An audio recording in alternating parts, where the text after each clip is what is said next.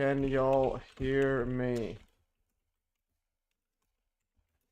Alright guys, Jeremy says, are we live? We are alive. Where are the molten people? Yeah, live in 1 minute, 30 seconds. We're live now. I'm molten in my pants and I ain't afraid to show it, show it, show it. Okay, we got, we're getting a bit carried away, guys. Alright, can y'all hear me? Yes, and how's audio? Audio Matrix. Oh, I mean, a 911 version in the house. Epic stuff. I'll post this on Rumble. You know, see this. And do you guys like that trailer? That trailer is one of my best trailers. It took me too long to make it. And also the handbrake app. Also, yeah, this is also for see this is some advice for you. Also, 911 revisionist. When you upload videos, I highly recommend using this handbrake setup here to condense them. Just to give an example, I think one example. We could even do an example. All right, guys. Anyways, we're here loud and clear. Okay, cyanide pilled. All right, so we got cyanide. Just lay off the cyanide. Okay, I gotta make my face. This thing is way too far. Whoops, my face is way too far. Okay, how about now? Is it better now? Okay, yeah, there it is. And you can see my niece's letter on the back, or that poster says #1 fan. All right, so we are pretty much good to go. Then I'm gonna check the audio right here. Quickly. Okay. Yeah, there it is. And you can see my... should be fine. Okay, and I'm gonna just open some stuff up. And, yeah, alright. Okay, input here. Okay, input is at 70-ish. It's fine. Output is a bit low. Maybe a bit higher. Okay. Alright, anyways, guys. I'll make this smaller. And hide this. How do I do this? Okay, anyways, yeah, it's for before we go further, I do want to have some advice for 911 revisionist. When you upload videos, I think you had some. We'll go over it right here. I think you shared some before. Just some videos. See how big is this file size? They don't say the file size. Okay, why does it not say the file size? So one way to check. So I'm using Mac. I don't like their in-app download. So where's the 911 revisionist? Stuff right here. Where's this? Okay, this is view as topics. My goodness, just go here. Like, why? What am I even doing? Okay, view as topics, view as messages. Does it say the size? Doesn't say the file size. Okay, does not say the file. Okay, we'll do it. Okay, this is 20 megabytes, 1 minute. Yeah, that's. Let's go a 2 minute one. Some of these, yeah, 39. Okay, these are fine. These are fine. 60 minutes. Because some of them is like 200 megabytes. So I highly recommend using the, if something's too big, just use the handbrake one. Okay, it doesn't say the megabyte size.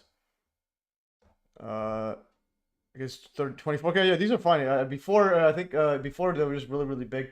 But anyways, basically the idea is use this handbrake tool at the bottom. And you can like condense them extremely, extremely small. Like just go handbrake. Okay, sign up, Bill. Yeah, heard you're loud and clear. Epic stuff. Yeah, just use this handbrake tool. It's pretty amazing. So you can, compress things and the quality isn't that much worse. It's hard to tell. So anyways, just download free app and so on. So like these videos, the Gatekeeper ones. So if you can see this right here, this is 11 megabytes. The Rumble one, the trailer I made was 16 megabytes. Default was like over 100, like almost 200 megabytes, and then I just compressed it using handbrake. So I do that. Yeah, and even like the videos. Once I'm recording this one. The recording's gonna be like a couple gigs, and then I compress it down to like 500 megabytes or like 700 megabytes or something like that. Anyways, something manageable. Okay, guys, let's power through. Okay, I'm gonna send this link to everything. Shutter encoder also works well. Okay, epic stuff. Yeah, I've never used that. I've only used handbrake. All right, I'm gonna send this link. There's a link to the links, guys. Links to the links, and whoops. Okay, this is a different thingy. Like the keyboard shortcuts are all different because I'm using a Mac and so on. Anyways, so we are good to go. I'll keep the other ones open. Yeah. So basically, here we're gonna go Livestream 101, and we'll go basically go over this introduction and then the housekeeping and so on. We'll power through how long we could get, and let's see how many people are in the chat. We have 10 people in the stream. Okay, except let's get more people in the show, guys. Anyways, guys, MES Livestream 101, and also today is actually it's a long weekend right now. It's August long weekend, so peeps are out in the sun. I just took a nap in the sun. I'm like super tanned. All right, anyways, MES Livestream 101, how control opposition works. Join me as I explore the tactics that control opposition disinformation agents use to keep the truth hidden behind gated roads. And this is no more evident than in the cover-up of the use of directed free energy technology on 9/11 to turn entire skyscrapers into dust. Again, that's copying the phrasing of Ashton Forbes. So he definitely knows about this, and he just covers it up. Oh, Last Minute Lacey's in the show. Let's go. Last Minute Lacey, epic stuff. Yeah, and yeah, thanks. Yeah, that was pretty. The coincidence was absolutely mind-boggling. When I didn't realize exactly what you're referring to during the stream, and then I checked your channel out. So yeah, so she was on the chat on the stream. So she actually posted somewhere out there. This one 7 days ago, and she had it scheduled. She had the schedules to go 7 days ago, literally on the day of the live stream with the somewhere out there guy, Paul Stojevsky and John Hudson. So it's like absolute mind-boggling synchronicity, or how do you pronounce it? I'm gonna call it synchro magic. So synchro magic. Okay, now this one I think it's like this. Okay, I close that. All right, yeah. So epic stuff. That was pretty wild stuff there. Okay, anyways, let's power through. Yeah, so there's the I mean, this thumbnail too is one of my best thumbnails I made, and hopefully you guys like this this AI of Richard Gage. Richard Gage's like the top dog.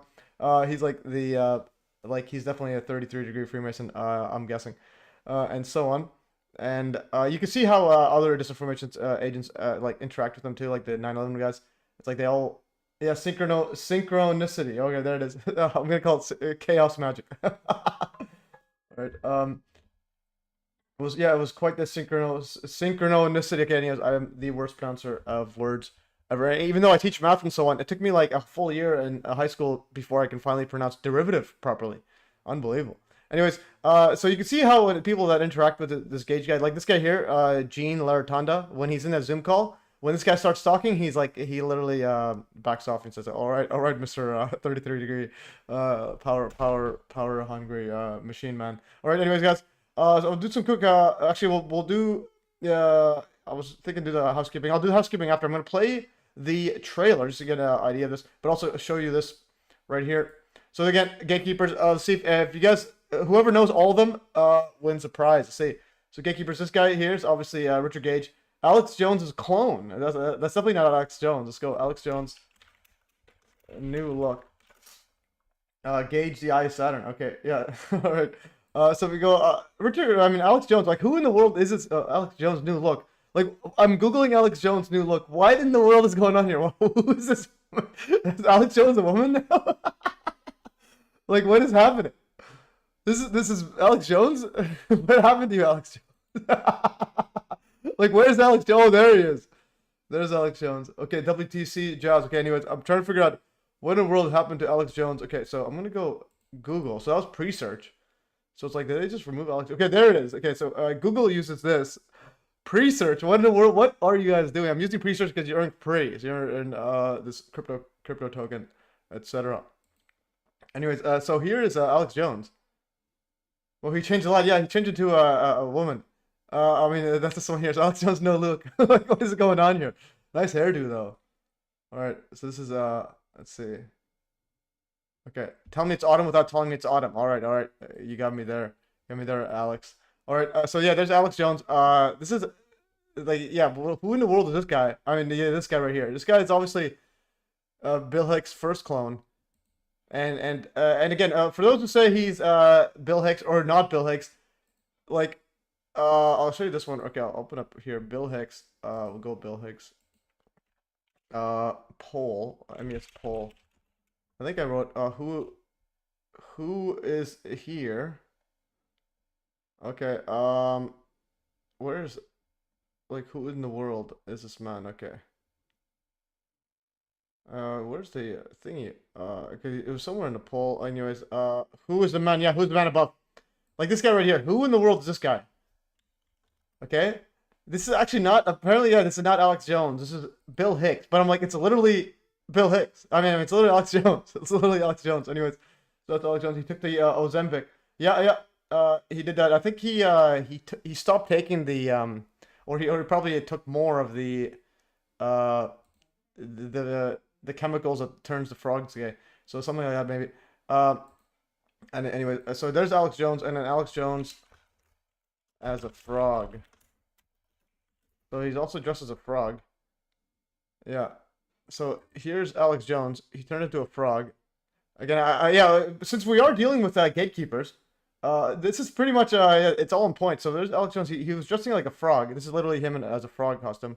Where's the frog? Why didn't? Oh, there it is. Yeah, see what he goes on here. Let's see what he does here. Yeah, clown synergy. Okay, it's not playing. Like just I hate Facebook. It's just so slow and everything. Yeah, where's Alex? Like, what in the world is that painful thing? Okay, why is it slow motion? Okay, now it's fast motion. Okay, just go to the dancing like a frog. Okay, this is like absolute absurd. Just go Alex Jones dressed like a frog. I remember the Amorphous books. Yeah, and then here Alex Jones comes out as a... Atrazine's good. There's not a chemical program to reduce fertility. InfoWars is sorry.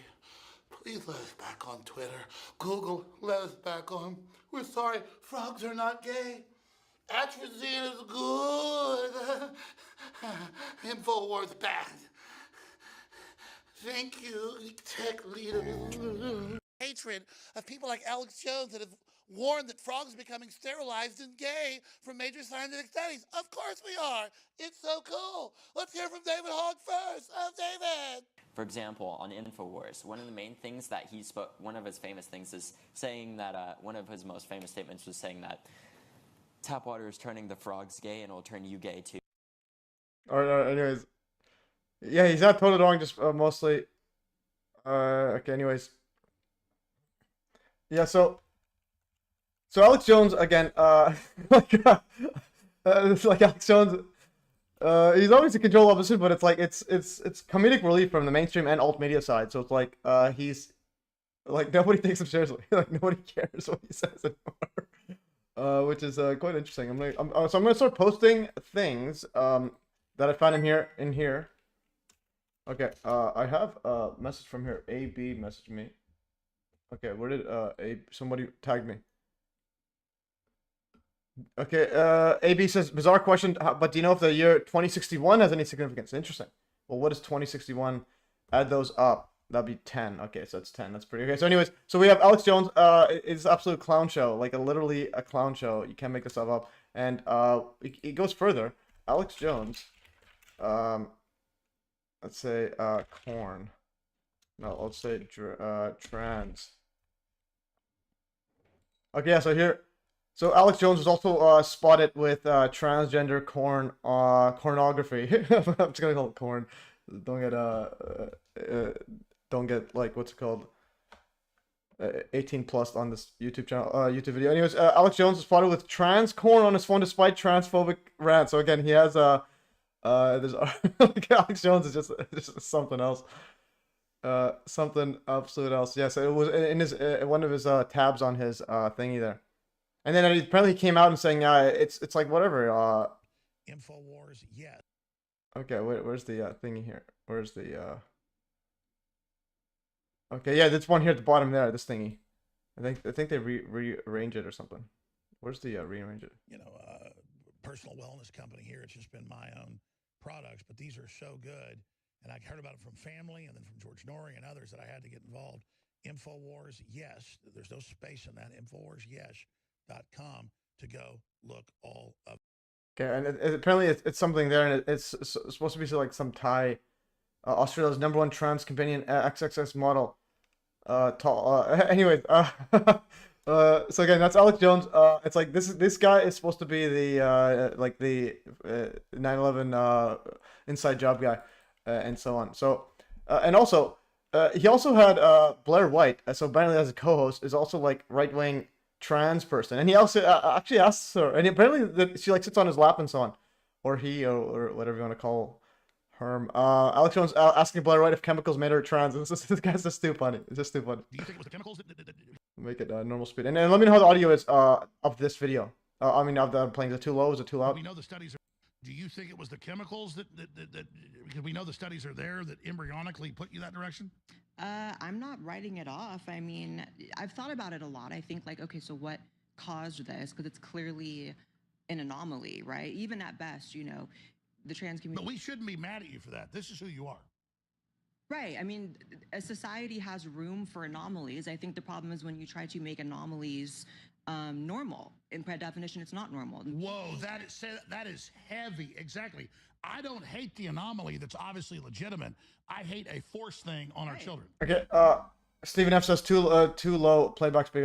Anyways, I will increase that. Okay.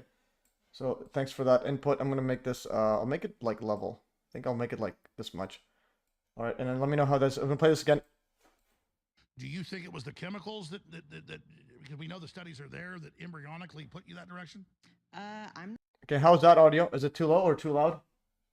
not writing it off. I mean, I've thought about it a lot. I think like, okay, so what caused this? Because it's clearly an anomaly, right? Even at best, you know, the trans community. But we shouldn't be mad at you for that. This is who you are. Right. I mean, a society has room for anomalies. I think the problem is when you try to make anomalies normal. And by definition, it's not normal. Whoa, that is heavy. Whoa, okay. Anyway, so it's like, well, the thing is that alt media and mainstream, if they match each other, something's up. Anyways, so there's Alex Jones turning to, okay, sounds quiet. Still quiet? I thought I just increased the output. Let me just check this right here. Whoa, okay. Anyways. Clearly an anomaly, right? Even at best, you know, the trans community. But we shouldn't be mad at you for that. This is who you are. Okay, I'm gonna increase this output. Okay, yeah, thanks for the input. It might be my output might be too high. Okay, I'm gonna make it now. Right. I mean, a society has room for anomalies. Okay, so that is an interesting screen capture connection. Okay, this is a bit lower. Okay, that's why. I think this is why. Okay, now we'll do this. I'm gonna just increase this fully. Okay, how about last time? Okay, we'll do the frog stuff. For example, on InfoWars, one of the main things that he spoke, one of his famous things is saying that, one of his most famous statements was saying that tap water is turning the frogs gay and it will turn you gay too. Okay, I think that's how you do it. Okay. Your loud video is quiet. Okay, so something's up. I gotta just fix this up. Okay. For example, It's on like, Info. I just hate that there's no way of just finding out what is the actual output compared. Like they're all different settings. This one here has a different setting than the one that's being played. The one of my default of my computer. So let's play this again. Finding out what is the actual output compared. Like it's finding out. That's fine. Turning the frogs gay and it will turn you Okay, gay. let me know when it's fine, guys. Is it better now, or is it still the same thing? Okay, anyways, I'll play, I'm gonna go to the trail. Okay, so we have this, anyways, I'm gonna name all these people. Sound is better now? Okay, Roy Matrix says sound is better.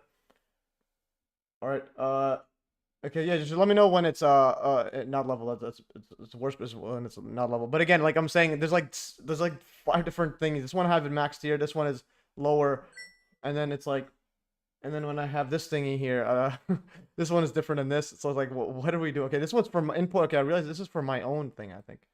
Okay, better now. Excellent. Okay, guys, Epic's up. Okay, so anyways, let's see if anybody can name everyone here. So we have Richard Gage, Alex Jones is clone, and then Ashton Forbes. He just smirking. He's like, why do people still believe me? And then we got this is Kurt Weldon. This is a recent one. I found out about him. And apparently he's like super big, big on the directed energy weapon stuff. And so again, that's why they have him covered up. And notice a lot of their eyes are messed up. This guy's eyes like lazy. Could be from old age. And also David Icke. He might be reptilian. So his eyes are a bit weird on the left one too. And this guy looks like a goblin. This is a Fetzer. So it's like really weird. And this guy here, this guy with the hair. Like, well, that's literally Krusty the Clown. Like, this guy's supposed to be, apparently he had a brother or something die allegedly in the Twin Towers. But this guy, again, I just put him in there because his hair is ridiculous. Okay, we have this guy Fetzer. This is James Corbett. Again, a lot of people are surprised that it's Corbett. Also, his teeth are really weird. So it's like everybody's got these weird. There's something, they just appear weird. Okay, and this guy here wearing an inverted cross or a peace symbol. It's the Ace Baker. Yeah, Goblin. Yeah, better. Yeah, this guy's an absolute goblin. And apparently he threatened Dr. Judy Wood. So like, the person who wrote this book. And also there's the other guy. This guy here's he's supposed to be anti-neocon, etc. Well, also there's Ace Baker pushing the fake planes and all that. No, or CGI planes. I called David Rockefeller a goblin. Yeah, a lot of these. Yeah, but the thing is, like, these guys are goblins too. Like, this is a lot of people say, oh, Israel, Rockefellers, etc. But I'm like, these people are literally blackmailed slash like just evil people. Regardless whether blackmailed or just doing it on their own volition. So, and this guy here, this is Fred. What is this guy's name again? Who knows what this guy's name again is? Devil horns and tongue out is mockery that they all do. Yeah, they do a lot. Okay, there's Jimmy Reese, alien scientist. For this guy's name, man, what is his name? We gotta find out what his name is. I will find out. I think I know how to find out. So to find out, I'm gonna go to Liars for Truth. Okay, this is Liars for Truth, and I think I listed them. I forgot his name because I don't watch stuff. But I did like literally call him out on Twitter one time, like, hey, why are you posting nonsense? And he never replied. Because it's like, they all know they're... Okay, Ryan Dawson. Yeah, Ryan Dawson. Yeah, he's the... this was part of the 9/11 Liars for Truth. What's the issue with your left eye? I've heard you call that out before. With their left eye, yeah. Yeah. So the thing is, the way I do it is, I kind of do it... I don't go after people with weird eyes. I use that as a secondary thing. So it's like, if this guy's a 9/11 disinformation and he's got a weird eye, we'll get to the weird left eye soon. That's another Gatekeepers. They're creatures of the night, ghouls and goblins, yeah.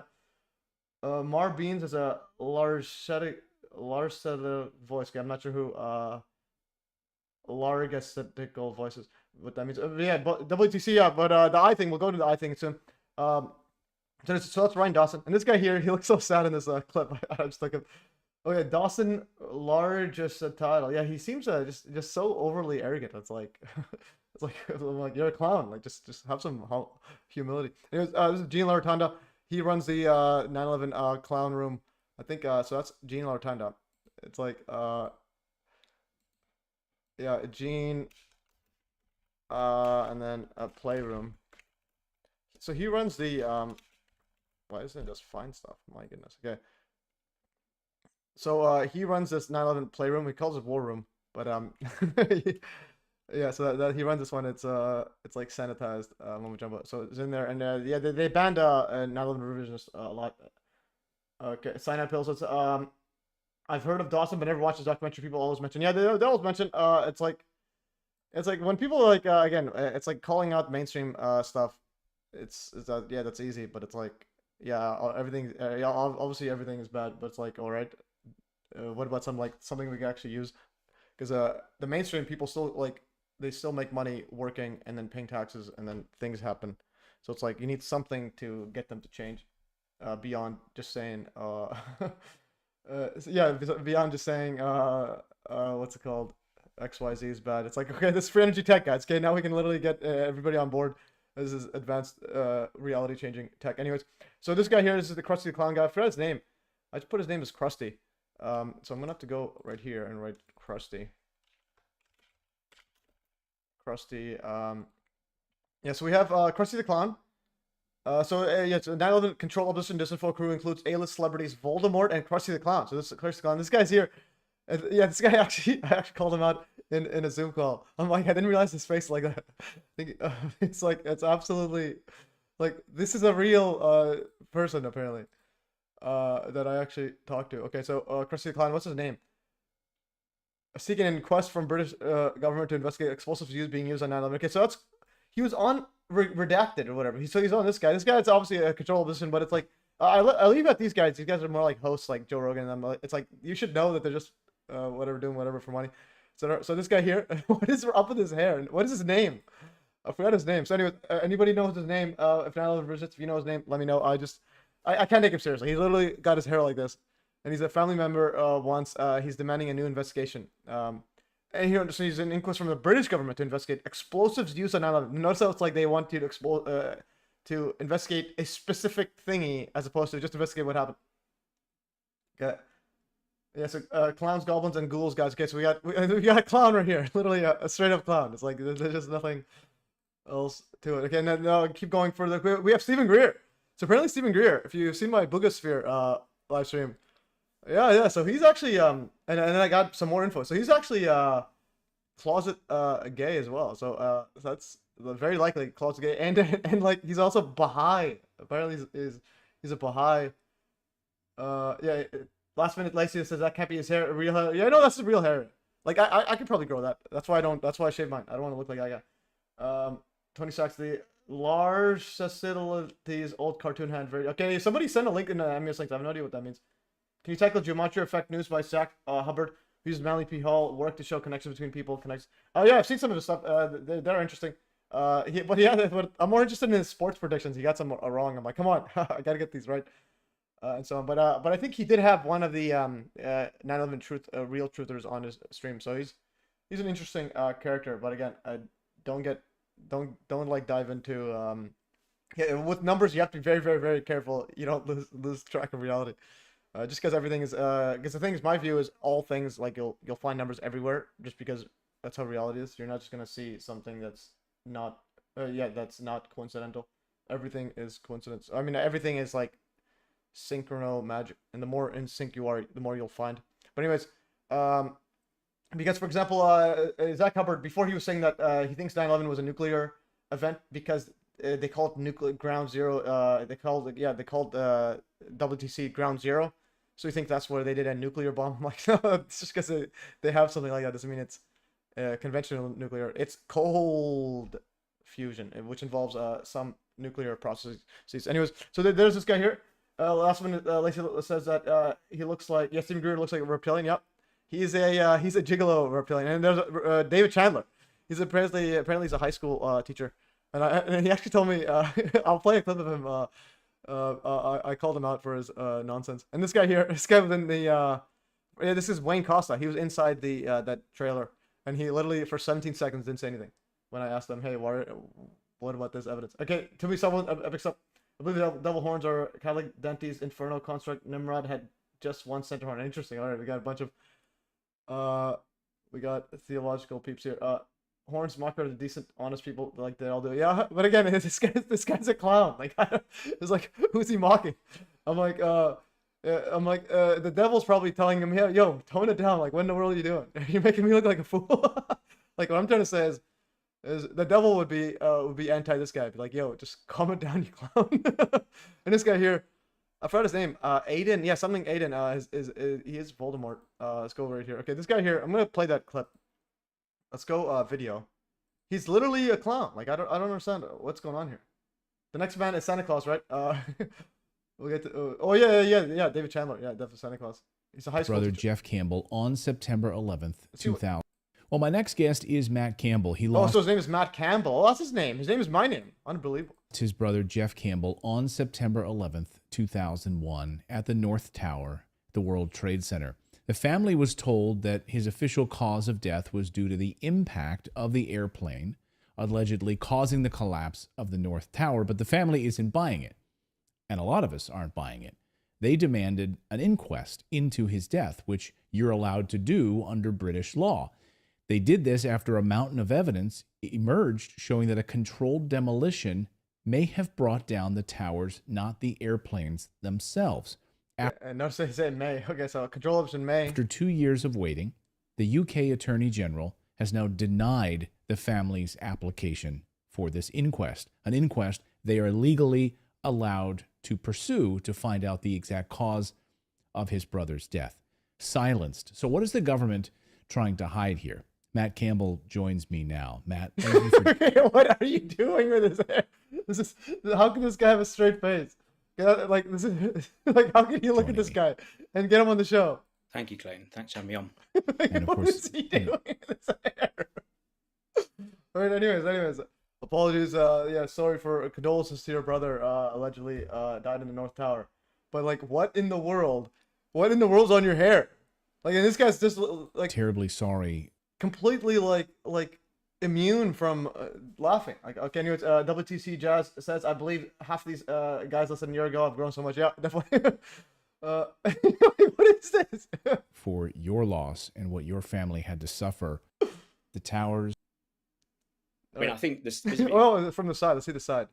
That's pretty cool, actually. Okay, guys, we're deep diving into Gatekeepers. Okay, so I included this guy just solely because of his hair. If he didn't have his hair, I wouldn't have included him because he's literally a nobody, like a no name. He doesn't have a big following, so it's like, well, what's the point of going after? Basically, here at MES, I try to avoid punching low on like a lot of peeps. because I have some platform, so I don't want to punch him. But look at his hair. So I want to. Oh, I know. Okay, we're gonna do some epic stuff, guys.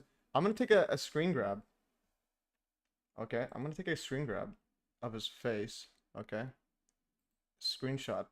So what we are gonna do. Okay, let's see if I remember how to do this again. Okay, so I'm gonna take a screen grab. Okay, so now we take a screen grab. I'm gonna go and let's just post it here so that we don't lose it. I think I have it. Okay, this is in here. This is where I want to post. I want to post everything in here. Okay, so we're gonna take this photo, and now what I'm gonna do is I'm gonna go to 3D model, MES 3D. We're gonna do live. So anyways, today's stream is just basically clowning on these guys. A guy looks like Krusty the Clown without makeup. Yeah, definitely I have that. So this is a 2D to 3D website. So I made this. I took a photo of myself, and I upload it to the thing, and that makes it 3D. I look like a GTA character. Okay, so we're gonna do that. So I want to find out how the guy's hair looks like in 3D. So where's the website? Okay, I'm gonna go right here. Open website. Okay, how do I get it? Check out configuration at Hugging Face. Okay, I think I posted this. Okay, so I posted this right here. So this guy is Clown Show Extraordinary. Okay, so where is it? Where's the thingy? Somebody told me how to use it. I'm gonna go back here. 2D to 3D. 2D image. Model 3. Okay, I think that's what it looked like. Okay. So I don't know. That whole thing changed up because I was told how to use a free AI 3D model generator. Okay. Okay, so you do this and it turns into 3D. Let's see what it looks like. No, but I want to see like the full face. An outfit made of knit. No, I want to see the convert to 3D mesh model. Okay, so we're gonna try something like right here. I'm gonna save. We're doing some, or I might do it later. We'll see if it takes quick. I'll do it now. Otherwise, I have to wait. So I'm gonna go and save this. Save this as. We'll save it in current. This is in Gatekeepers. We go meta. Okay, so we're gonna save it here. Okay, I'm gonna open this up here, and I'm gonna go right here and see if I can generate it. Okay, we're gonna generate his face. Come on, do something. Center detail, detail, high detail. Convert to STL. Okay, change. Okay, let's just see. Is that Vlad Devskis ex Lakers player? Okay, a guy looks like, yeah, this guy's something else. Matt Campbell features in a documentary by Dylan Avery called The Unspeakable. It's worth a watch even from a narrative shaping angle. Yeah, definitely a lot of. Okay, this is, why is it like this? Where's the mesh? Okay, where's the 3D? What is the world's going on here? Unbelievable. Okay, AI. Okay, so well, I'll try to figure that out. I don't know why it's not doing that, or maybe try it one more time. Nope. Okay, so we lost track. Okay, so we lost the plot, guys. I wanted to make it 3D STL. Oh, I know. I think this is called GBL file. Oh, okay, GBL. 2D image to 3D GBL AI.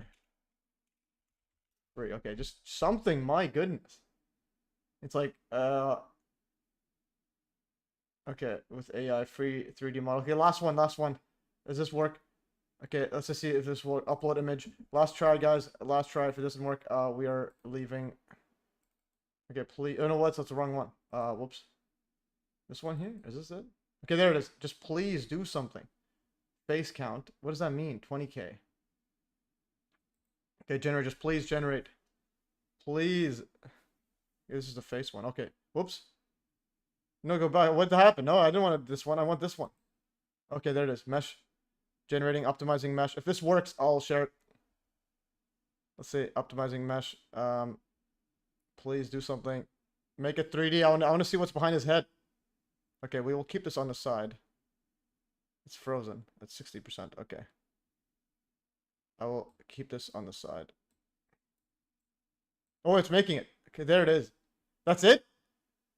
Doesn't even make the with the face and stuff. This is just trash. Okay, guys, we've well, it has some purpose. Okay.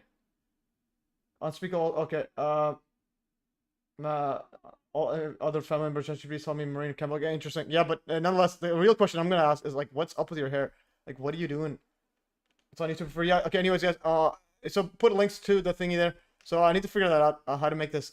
So I have no idea how I made this one here. I was instructed there, but the website seems to be down or something. Anyways, that's me in 3D. And you can move it around and so on.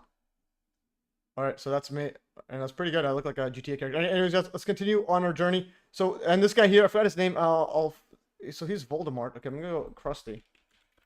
So again, MES links on Telegram is where it's the best thing is to go there. It's pretty epic. I pretty much throw everything in there. Hopefully, the Hive blockchain gets one eventually. Okay, gets a Telegram competitor just because Telegram, I don't trust it. They'll eventually delete my stuff, or charge paying. So eventually they'll probably charge. That's probably the one thing will happen. Okay. Where's the Krusty? Okay, this one here. So this is Voldemort, and then this is Voldemort. Okay, this guy here. So it's Aiden Monaghan. Yeah, and this is a guy here, and his guest Richard Gates. Like what is going on here? Like, where is he getting this guy from? So this guy right here is literally, that's a real person. I'm not. And his face is melting like Simon Cowell. Okay, so apparently Simon Cowell is also Freemason. So Simon Cowell, Freemason, writing around this. And now his new look, then, now. So, like, what is happening to these people? What is Richard Gage doing to them? Okay, go back to this. Okay, and also, okay, this Russell Brand has Walter. Russell Brand and them, it's like, I leave them out because it's like, well, they're obviously clowns. Like, well, why should I bother? These ones are more... this guy's put his face like. Anyway, so his name is Aiden Monaghan. Monaghan or something. Man, and also there's Richard Gage 911. So that's a special guest is in there, and he's an electrical engineer. Tracks down the answers to the questions that most of us wouldn't even have to ask. Let's see how his face looks like. Potentially backdoor so-called capability. He's not showing his face in there. Okay, so that's probably why. Anyways, Alex Jones is Bill Hicks. Yeah. His hair is antenna to talk to the aliens. Okay, we found it out. We found it out. Okay, he's Richard Gage's. Richard Gage's. This guy here. I mean, this is Voldemort. All right, so we have yeah. So the guy's hair is Richard Gage's antenna to reach the stars or something. Anyways, guys, this guy is another. Okay, there's Stephen F. Yeah, put the links there. And also a pro tip: if you can erase these, this is the tracking SI. That's a tracking thing. If you could just erase anything after the question mark, typically you can just erase. So for example, just illustrate what I mean. It's what I always do. I always remove the tracking just because it's annoying, and it just makes a bigger link. Anyways, I'll keep that in there, and it also, that's interesting. It makes it actually preview. So this is unspeakable. This is that has it's about includes Matt Campbell, etc. 3 years ago. All right, Campbell. The psychologist Robert Griffin. Okay, so see where Campbell is in here. Let's go. Let's see if his hair is still wilding even back then. I'm gonna go here. So I think like Richard Gage probably told him, yo, you need to make your hair like this so that everybody, okay, it was Gage. Oh no, I'm gonna go Campbell. Yeah, he has to look like a clown. That's the thing. I mean, one of the most okay, important. there it is. There's his hair. Like, what is going on here? And that's an interesting shirt there. 2 eyeballs, vertical. Important things that happened to the 9/11 Truth Movement was that Matt Campbell turned up. Go back a bit. In 2004. Okay, look at his hair. Let's go. Because we as Harry Baccarat. Richard Gage is a psycho. Okay, don't bring it in here. Anyways, Richard Gage is a disappointment. Watch a trailer. He literally like he should never be listened to ever again. Okay. Shane Moore. Did you email Robert Bray? No, I haven't emailed him. I asked if you can email him, and then you could CC me. I don't know much about him. So like what I said is you can email him on my behalf if you can, just because I have a bunch of stuff. And even then, it'll be like in late September when I'll have available. But I put it in here. We're gonna go through them. I never actually looked at the stuff. So again, yeah, Shane, feel free to email him and then CC me. That's I think, yeah, Timothy Sullivan in this also emailed someone, and he's on the stream soon. Okay, let's see right here. Okay, Timothy Sullivan said you're wrong. Russell Brand is the most important person to look at, not because he matters personally, but because his girlfriend, Jimin Goldsmith, does. Interesting. Yeah. That's like what I mean is that's like a deep dive on himself separately. Like he's. But what I'm trying to say is he's obviously a clown. Is what I'm trying to say. So it's like anybody that's like watching him to get info besides like intelligence info, like what's going on, But the guys, yeah, the guy's obviously connected more so than than this clown. Like this guy's literally got. Okay, there's his hair. Holy, let's go all the way around. He has a mohawk. This is the coolest mohawk I've ever seen. Okay, this is a double whoa hawk. This is a okay, guys. We are all there. It is. This guy is on another level. We found it out. I'm gonna take a screenshot here. Like, what is he doing? Okay, I'm gonna take a screenshot. So today's live stream is gonna be it's gonna be, I'm gonna change it just to Matt Campbell. Matt Campbell taking another. Okay, so he's got the nicest hair I've ever seen in my life. Okay, guys. Okay, look at this guy. He's just on another level right now. Like, what planet are we on? Okay, I'm gonna see if there's any other, like, a full clip of behind his hair. Okay, there it is.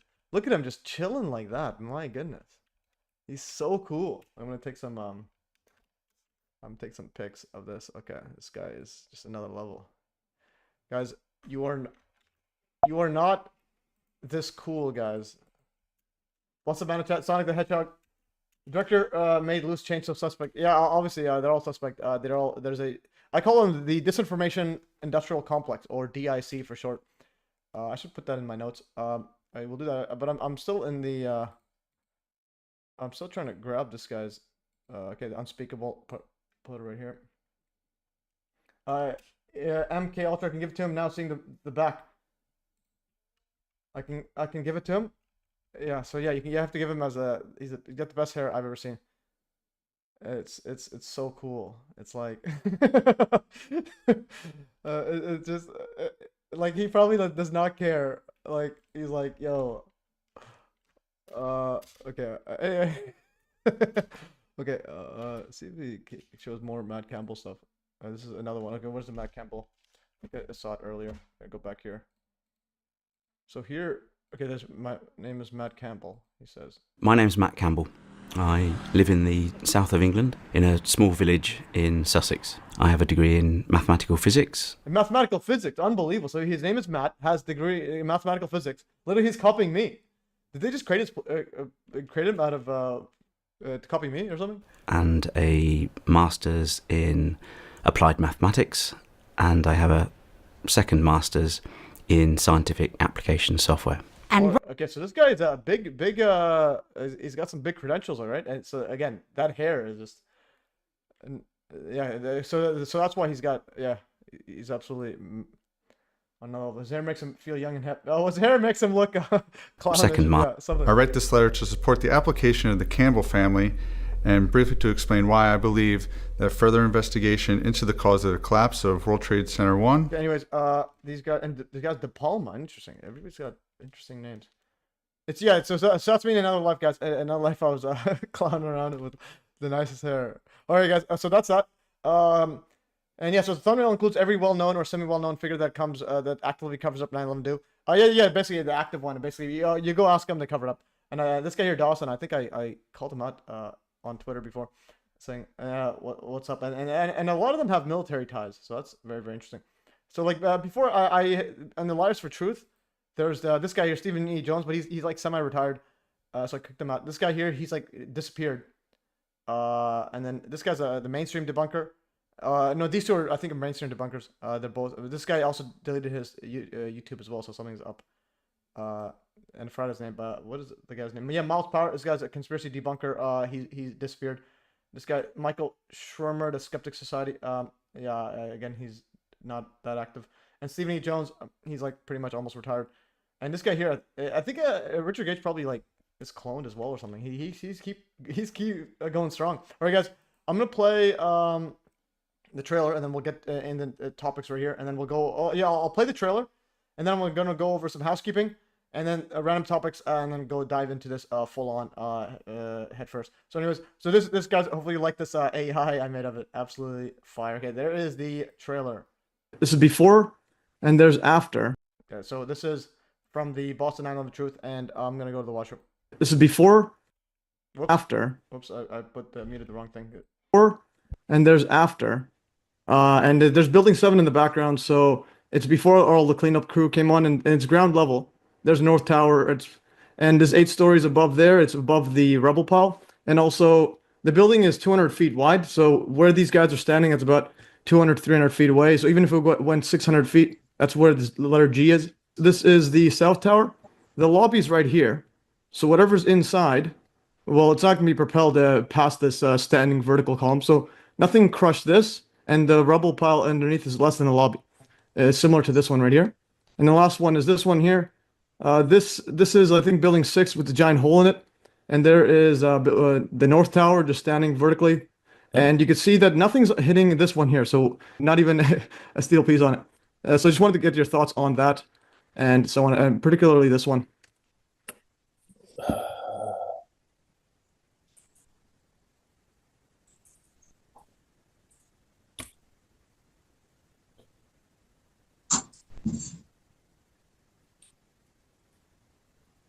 There was testimony before the 9/11 Commission that molten metal was dripping down the sides of the wall of Building 6. So my thought is that they tried to take it down also and got half of the inside of it taken down, which is why it's all the way down to ground level, in my opinion. Speaking of the molten one, I think a better term would be liquefied, because there was very little heat on 9/11. For example, this one, if you can see this photo, this is all the hundreds or thousands of workers literally on 9/11 walking through all the rubble. So whatever they're seeing isn't actually like conventional heat. Half of my presentation, Matthew, is on all of the irrefutable, overwhelming evidence for extreme temperatures from molten iron, molten steel, and so forth. And obviously, you haven't seen my presentation. Well, I recommend it to you. No, I have seen it. I'm just wondering why you always talk about high heat. Ignoring the key evidence that I presented. Well, this one here, this spot here, according to the government data, would be 819 degrees Fahrenheit. It's literally water there. Water's not boiling. They're walking in there. There's also 300. There's 300 dogs, rescue dogs that are running around in the cleanup looking for survivors, and not one of them had a paw that was burned. Look at my presentation. You'll see all kinds of evidence for at least 40 minutes of evidence on extreme heat. Yeah, I have looked at that, but again, like these photos, these photos debunk all that. So it's like I wouldn't say. I think my presentation debunks your photos. I think my presentation debunks your photos. I think my presentation debunks your photos. All right, yeah, epic stuff, guys. So again, and that's his actual email, rgage33@gmail, and that's him actually at the Zoom calls doing like this hand sign. Like, what in the world are you doing? All right, and this one I used the I actually paid 5 cents, actually 10 cents USD to make this using Peaked AI. I'll show you that in a bit. Okay, we have Shane Muir says, Matt, the video is louder than you. Okay, is that recent or are you live? Because I thought people said it's corrected now. I'm gonna play this right here to see if the audio is fine. My favorite picture is the several firefighters standing over and staring down into a white hot fire. Yeah, impossible. Yeah, that's the thing. The high heat one is the absolute key. It keeps stressing that enough. Okay, I'm gonna play this further. Okay, refresh here. Why is it not playing it all the way there? Okay, it should work. Okay, let's go all the way to the end. I want to see the audio. Get them shirts that says debunk yourself. Oh, yeah, that'd be cool. Keep stressing that enough. Okay, it should work. Okay, I'm gonna go how the audio is. Is audio level? Sitting over and staring down and sitting over and staring. It's louder than math the video. I think my presentation debunks your photos. I think my presentation debunks your photos. Okay, guys, is audio fine now? I just epic.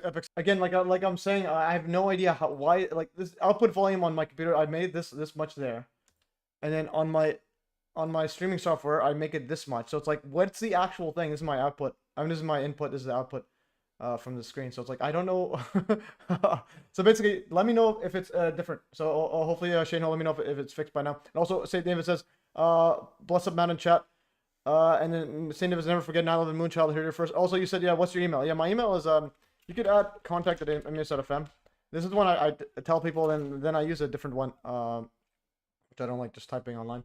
And then yeah, so just include that there, CC that one, and so on. Anyways, so that was that. Let's go to housekeeping. Yeah, so this one right here, I'll go over housekeeping, how I made that trailer, and so on. Actually, we'll do that right now. Actually, So the trailer, I actually made it with yeah. So the trailer is from MES Causing Mayhem. Yeah, we'll do that after. I'm gonna go quickly some housekeeping, guys.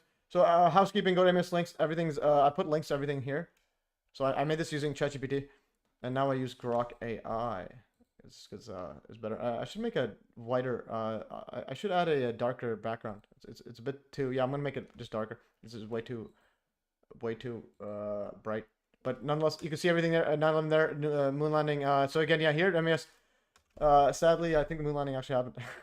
But the Earth is not flat, so that's the thing. So it's like you gotta be very nuanced and conspiratorial world. All right. Going further. Right here. Okay, so and also become a super fan, guys. Become a super fan on YouTube. And now the Prism Live Studio. I need to pay like $15 a month for this live studio now. I'm like, my goodness, these people are just ridiculous. Anyways, so help fund the operation. Become a super fan, and so on. And there's some links. Send me cash, and you can also donate. Send me cash money through what other mechanisms are there? Yeah. If you go to donate, there's MES links. Telegram is also where I put everything there, and so on. See if there's any comments on. Oh yeah, there's some comments right here on Odyssey. Multi-pronged attack. Jeff Campbell is a British guy with horn hair. Jeff Campbell's a British guy with horn hair. Let's get Daily Mail. Okay, we have this right here. I'm gonna click it. So we have a link on there. Also, make sure donate. You can donate crypto and other PayPal, etc. So PayPal, you can also buy gold and silver if you do use this affiliate link and so on. All right, I'm gonna click on this thingy right here he's sending. Okay, so family British risk analyst 31 who was killed in a 9/11 terror attack demand new inquest to hear significant evidence about debunked internal explosion and conspiracy theory. All right. Well, that's the thing. Mainstream is correct on that. Jeff Campbell's a British guy with that horn hair. No, it's supposed to be Matt Campbell. This guy's his brother. So this is the brother apparently. Everyone's talking FC UK, okay. Because that's him apparently.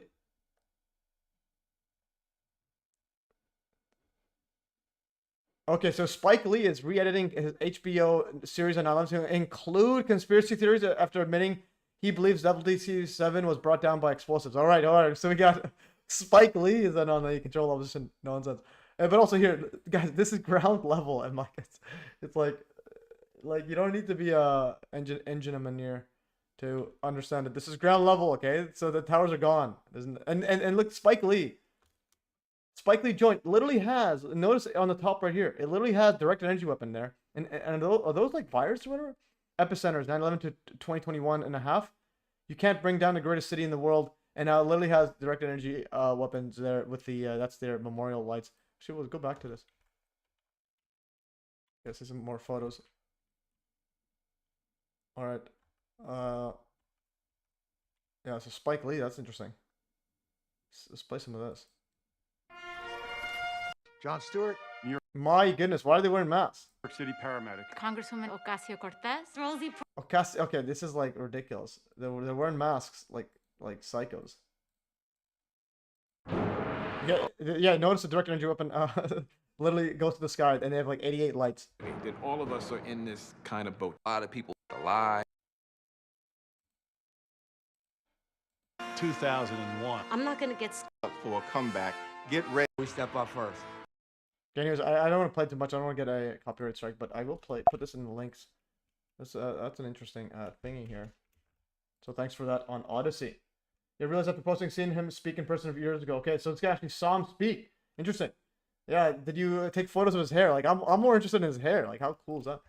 It's like, well, like cool in the sense that he doesn't care that he looks like a complete clown. Okay, Christopher, Jonathan, hi, howdy everyone. Thank you, MES and Norman. We'll check the stream later. Epic's up. Have a good one. Okay, okay, so that's yeah, that is some epic stuff right here. Oh yeah, there's Carmen Miller. I wonder if you can contact me before schedule. I'm in Penticton, close to Vancouver. Yeah, definitely. Okay, I'm available over the next few hours if you are. Okay, yeah, so I'll message Carmen Miller. This is that met up with John Hudson before, and I got a bunch of emails from John Hudson, so we'll go over that.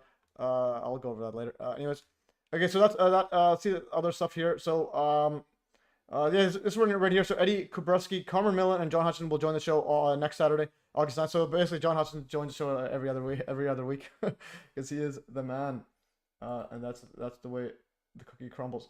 His hair is in a V or Y, like an inverted pyramid Masonic symbol. Yeah, something like that. I'm just like what I mean is, like high level Freemasons will probably tell him stop making us look like clowns. All right, just like please.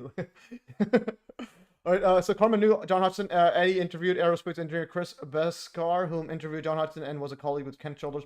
All right, and then also near-death experience person, Dr. Tony Cesario joins the show. Joins the stream on August 23rd, thanks to Casimir. So Casimir actually sent email on my behalf. So he asked him to come. So basically, that's the thing. Same here with you, Shane. New York, you can email on my behalf just because it makes it easier for me because I have to like handle a lot of things and also and basically work with John Hodgson on a whole bunch of stuff. I don't want to focus on too many things. All right. This is near-death experience guy. This guy will join the show. We'll see if he's the real deal. But nonetheless, he'll be on the show, so that's one step. And also, Mark Conlon joined the show on December 7th. December 6th to discuss where the planes go, where the actual flights, where they all landed up.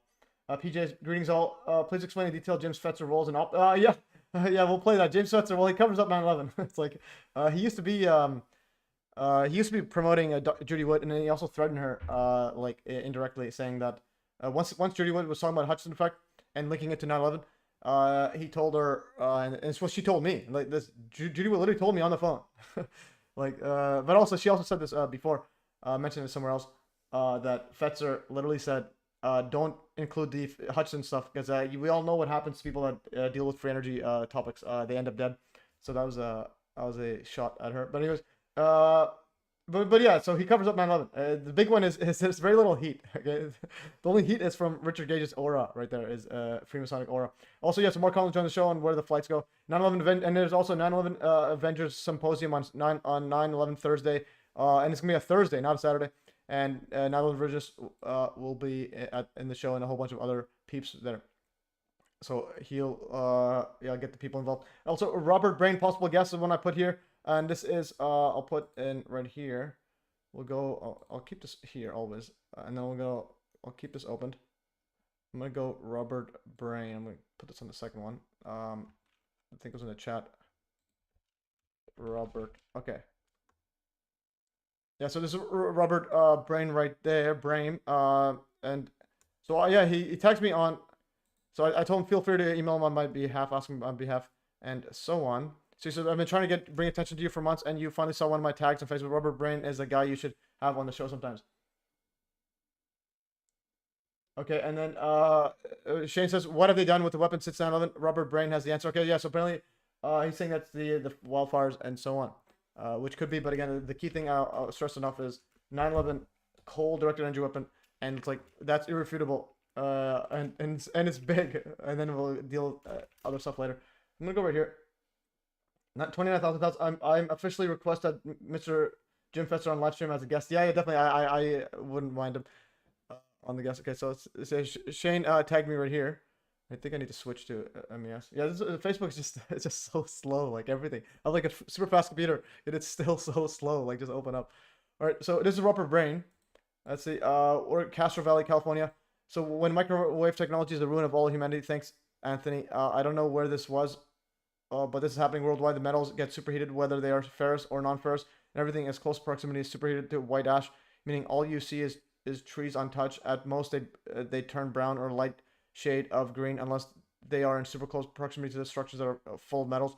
Microwave energy has been taken out of the box in your kitchen, and now it can be broadcast directly from the skies. But again, yeah, that's the thing. It's the high heat one. You have to just stress that it's different from 9/11.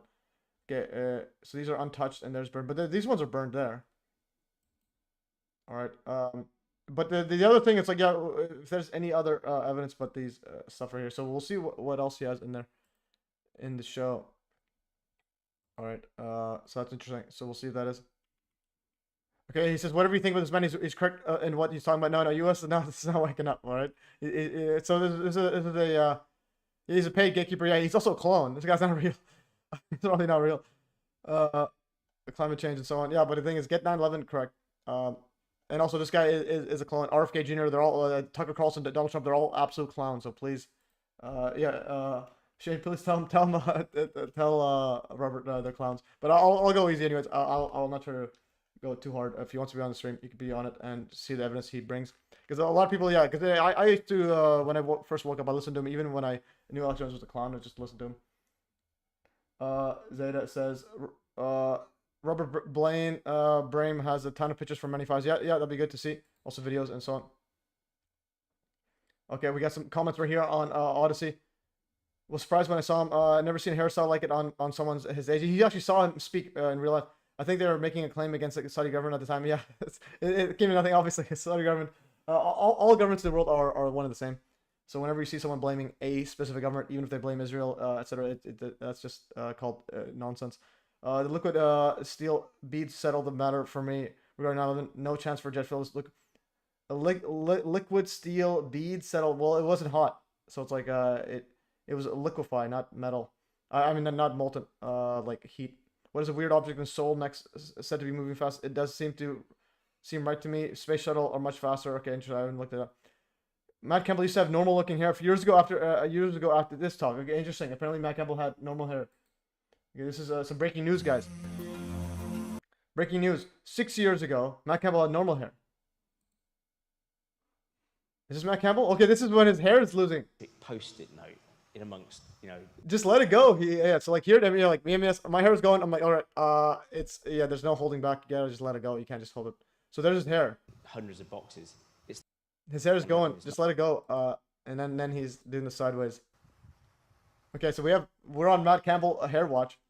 I'm gonna go right here. All right.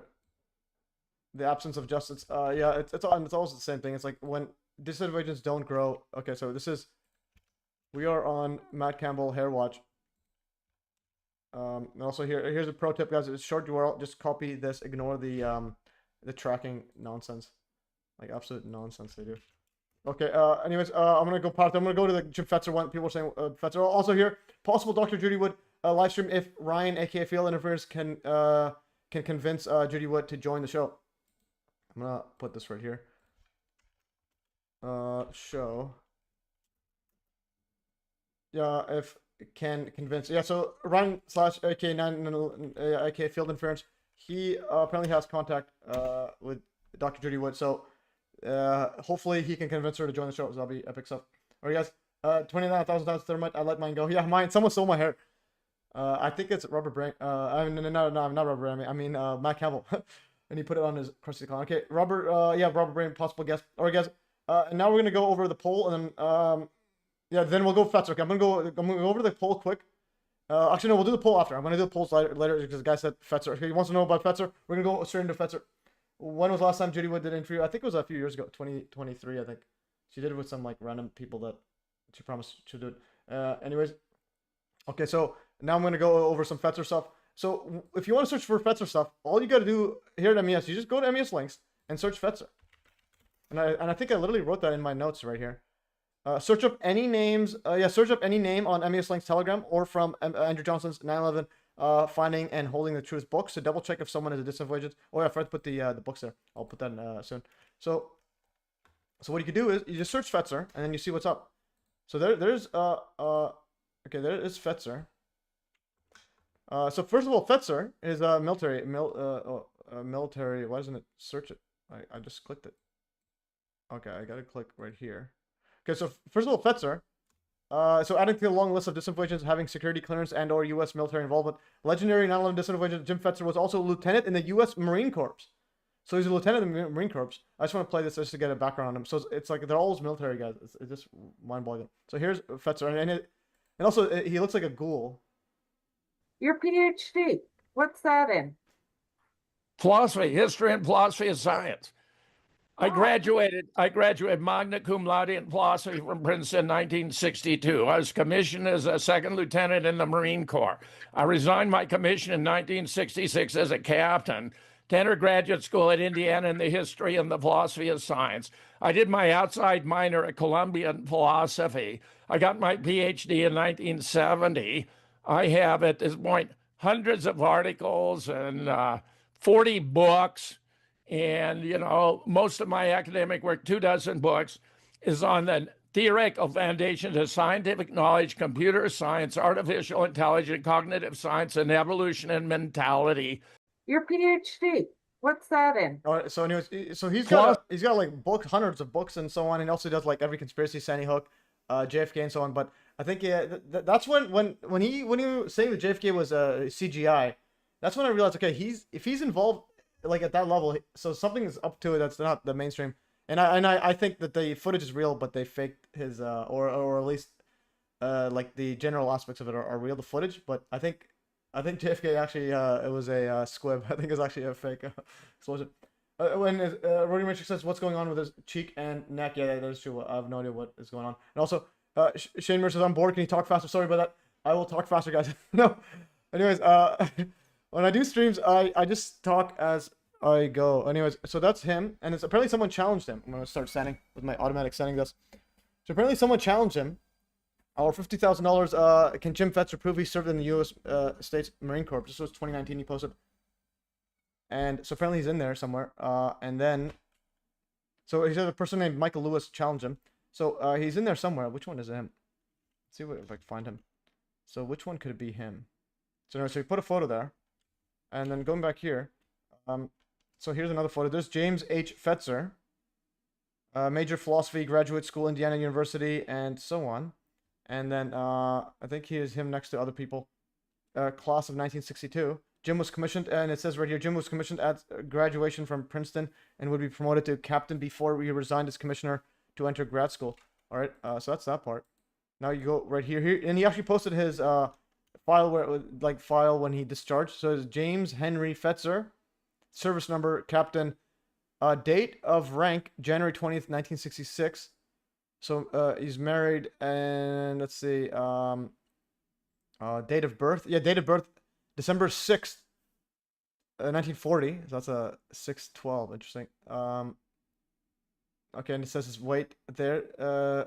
Height 70. Is that 70 inches? How much is 70 inches? I think no, that's it can't be 70. Yeah, height 70, 175 pounds. All right. Degree of philosophy, and it says here discharged. It was interesting. Discharge on June 11th, 1966. So that's interesting. So go back here. So discharge on June 11th, 1966. And then, let's see, this is some interesting stuff. And it says right here, a terminal date of reserve obligation, June 11th, 1968. Again, 68 is when the Twin Towers were constructed. And then they also put it right here. Yeah, this is a discharge from the Armed Forces of the United States Army. This is a certified an honorably discharged from there, June 11th, 1966. And what's interesting is, he was discharged from the Marine Corps. I'll put this edit. Marine Corps. On June 11th, 1966, or 6/11/1966. Again, this, all these are just inverted ones and nines, or 11/666, which is a lot of inverted 9/11s and 66. Kind of like again, it's like. Synchro magic. I got this from Stephen F. Says he resigned on June 11th, 6/11/66. Made up date with 2 inverted 9/11s. Well, I don't think it's made up. I think it's real. But it's also synchro magic stuff. Jackson Rip Holmes says hi. Keep up the great work. Epic stuff. Thanks for that. Yeah. So this is 9/11. If you do it international date center, yeah. So that's actually mind-blowing. But I think it's more to do like this synchro magic. But meaning everything lines up because like again I told this before, my brother and me, before I woke up at 9/11, we would always point at the time whenever it said 9/11, and we point it like 9/11 a.m. 9/11 p.m. we always tell each other, hey, it's 9/11, and then all of a sudden we both got woke. I don't think he left the army. Yeah, but what I mean is he left the army from the actual the public duties he has to do. So yeah, obviously he's still part of it. That's what I'm trying to say.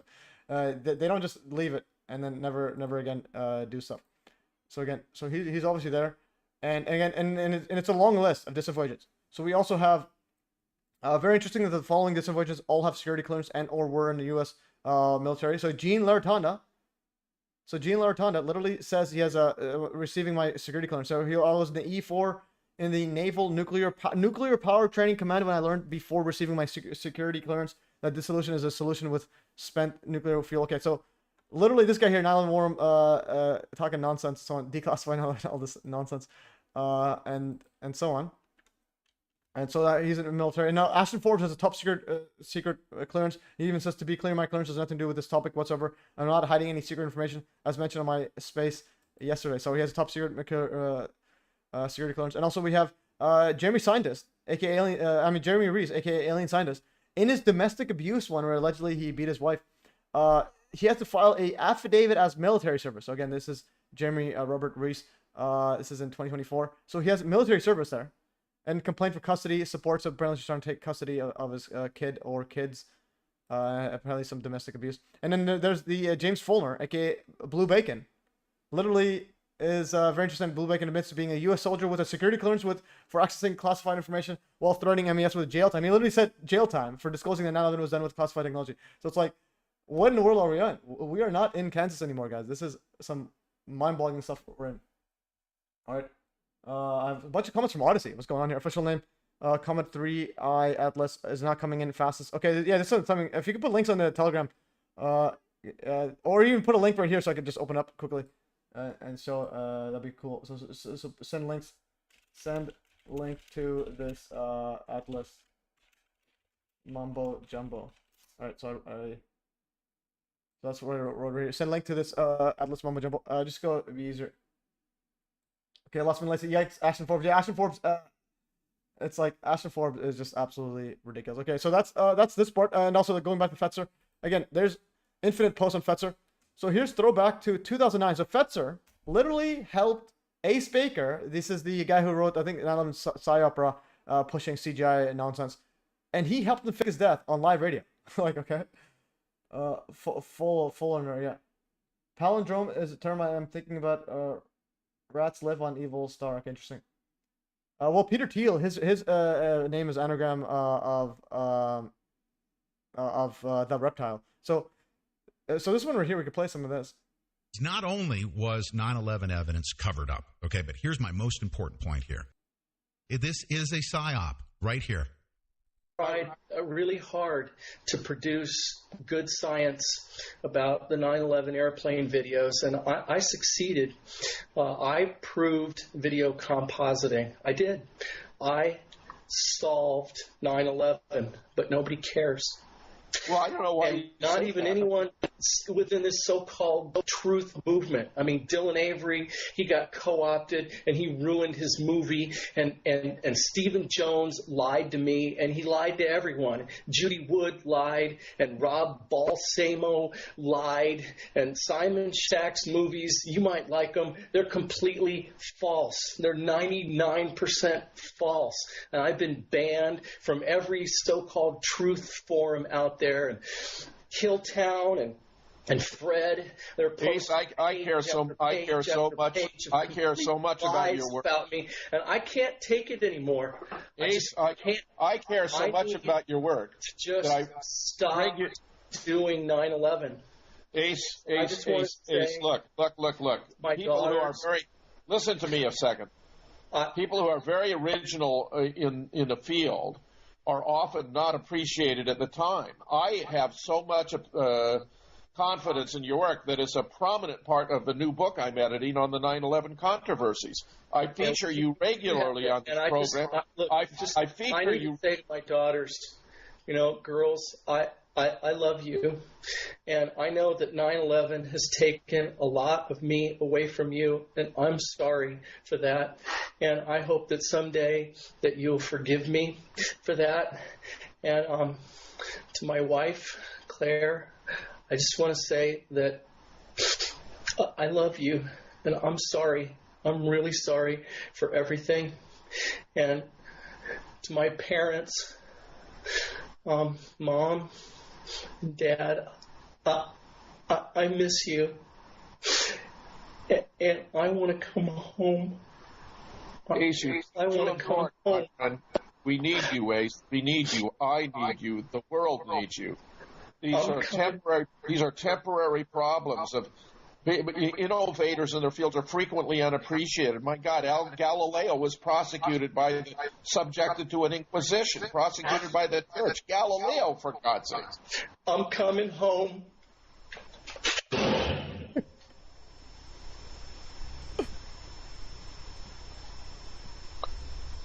I hope this is not for real. All right. What are the odds? That's the first sentence Jim Fetzer says out of after his friend blows his brains off in live radio. He says, "I hope this is not for real." I'm like, "What do you mean you hope it's not real? You know it's not for real." Ladies and gentlemen, I'm going to stop the record. Okay, so and also again, Ace Baker. We go to Hutchinson effect. So Ace Baker. Again, he covers up Hutchinson effect. Again, it's always the same thing. It's like once you find truth irrefutable, and it's like you'll see who's covering it up. Those guys are bad people. So for the person saying, "How is Fetzer a clown?" Well, Fetzer, well, we haven't even got to like the actual this info, but like this part, he's helping a guy fake his death. Now, if you go to yeah, this one right here, debunking debunkers. I made a better disinfo agent. So. Ace Baker put a muted video of John Hutchinson and this guy here with like 500,000 subscribers using that same video, just lying. I'm gonna play right here the faking death part. So this guy again, these guys are all just like evil people. So here's disinfo agent. He was one of the first people posting that. And also notice it's backwards at 9. The time frame on the Hutchinson effect muted one that he's deceptively muted is 1 minute and 19 seconds. In other words, 9/11 backwards. Okay. 2008 disinfo agent Ace Baker, aka Colin Alexander, posted the original experiment and slandered John's name. John Hutchinson was then made aware of Ace Baker's lies and assumed that Ace muted the commentary audio, not realizing Ace's video was uploaded before. Note that on January 6, 2009, Ace Baker, with the help of fellow disinfo agent Jim Fetzer, faked his own death on live radio. These are temporary problems of innovators in their fields are frequently unappreciated. My God, Galileo was subjected to an inquisition, prosecuted by the church. Galileo, for God's sake. I'm coming home. I hope this is not for real. John. All right, so I hope he's not for real. Okay, anyway, and look at his hair. Why did all the disinfo guys have such nice hair? And yeah, that's an interesting one. Going back to the Ace Baker one. Actually, we'll go to Ace Baker. Actually, we aren't in there right now, so we'll go Ace Baker. Ace Baker. So this one, someone sent an email here. It's very, very interesting. It says, "Dear Matthew Sefo, I found your channel. I love the research and streaming you've done on MH370. I suspected that the photographer who had video up where he identifies the photos in the background as being stock photos he took was threatening to take it down. You have confirmed this. Thank you for confirming my suspicion. It's very good what you document and put up on your channel. I was watching an interview you did with John Hutchinson, and you mentioned Alexander Ace Baker. And, yeah, his name's actually Colin Alexander. I have an image you may use that features Ace Bake. It's ironic that he wears a peace sign when the history of that sign is that it did not always mean peace. Since he is part of the cover-up crew or captured opposition, the historic meaning of the symbol may be more fitting. I've attached the image for you. So this guy right here, wearing inverted cross, called peace symbol. That's interesting. This is the proceeds of the College of Universal Wisdom, volume 9, number 10. It's like always number 11. It's like, what's going on here? This is crosses circled and single and double down through history. Crosses have been used as symbols for religion, danger, and other purposes. The upright cross has a background of the, quote, burden of man, the crucifixion of Christ, and the marker placed over graves as a symbol of eternal rest. The double cross is known as the act of deceit and dirty dealing. Suddenly, in this time of worldwide tension and disorder, the circled cross appears upside down with the horizontal crossbar broken as a symbol of quote peace. So it literally has 3 lines at the bottom there. Yeah, it basically a cross, and it's like slightly broken and it's inverted. As far as back as 60 AD, the records of ancient Rome show that the Emperor Nero used this symbol as the sign of the broken Jew to designate anti-God expression. In the writings of Rudolf Koch, he describes this ancient symbol as a quote death, a death symbol of man, a witch's foot, and it was well known as a symbol of Satan. The cross upside down with the arms broken symbolizes death and evil, and when enclosed in a circle, is supposed to bring grief and the destruction of the bearer. This symbol was branded on the bodies of gypsies and Jews in 1936 to 1939 in the Spanish Civil War and appeared on death certificates of German soldiers under Hitler. It was used by black magicians and was used to have mystical properties. It is astounding that this symbol of death and destruction has been foisted off on innocent young people and used as a symbol of peace. Okay, so and again, just that's very, very interesting statement about that. So very interesting about email about Ace Baker wearing an upside down necklace, which can be viewed as an upside down cross and apparently used by dark magicians. All right, okay, so someone's up there. And also speaking about Hitler, there I put this in my random notes right here. Just I need to double check how real it is. So apparently, it was just what mainstream says. Apparently, he had some sort of disease where he had a small d. A CIA report uncovers Nazis micro penis. And then I think there's a thingy called. But then so that's one article, and this is another one. Time saying that a mortal myth of Hitler's deformed genitals. So apparently there's a myth about so there's like contention about whether he actually did or not. But apparently there's a medical record from 1923 or something. So this is Grok. Did Hitler have a hypospadias? Apparently this is like shrinking. Oh, whoops! I'll go right here. Search up hypospadias. Wiki is a common malformation. Okay. Oh man, this looks like this is probably what the Epstein had. He had that egg-shaped it's a common malformation in fetal development in the penis, in which the urethra does not open from its usual location on the head of the penis. It is the second most common birth defect of the male reproductive system, affecting about one of every 250 males. Although when including milder cases, it is found to 4% newborns. Holy! I guess got a whole bunch of peeps with malformed Ds. Anyways, the claim that Adolf Hitler has hypospadiasm, a condition where urethra opens underside, comes primarily from a 2015 book, so it's a bit later book. So it says apparently there's from a memo from 1923. They cite medical records from a 1923 examination at Landsberg prison, where Hitler was briefly jailed after the failed beer hall push, or the coup, suggesting he had this condition along with his undescended testicle. So apparently he has this as well. He has like one testicle. Okay, I'll say make a table comparing summarizing these this info regarding his regarding his genitals, and then citing the sources available and what is conjecture. Okay, this summary table claim and then what's the other one? The one undescended testicle, 1993. So apparently the medical report. So this is the sources. Hitler's last day, minute by minute. This is reports citing 1993 prison record. So there's an actual prison medical record. Per Mayo and Craig, a 1970s autopsy report, posthumous after one undescended testicle. So someone's up with that. This is evidence-based but not contested, but contested. And this is evidence, conjecture or evidence-based. Evidence-based but not definitive, relies on a single prison medical record and Morrell's alleged observations with no corroboration from other first-hand accounts. This is evidence-based upon contested.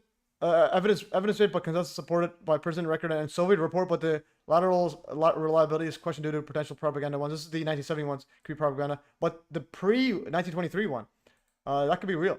So conjecture is the micro P, no direct. So basically he had some sort of issue with that.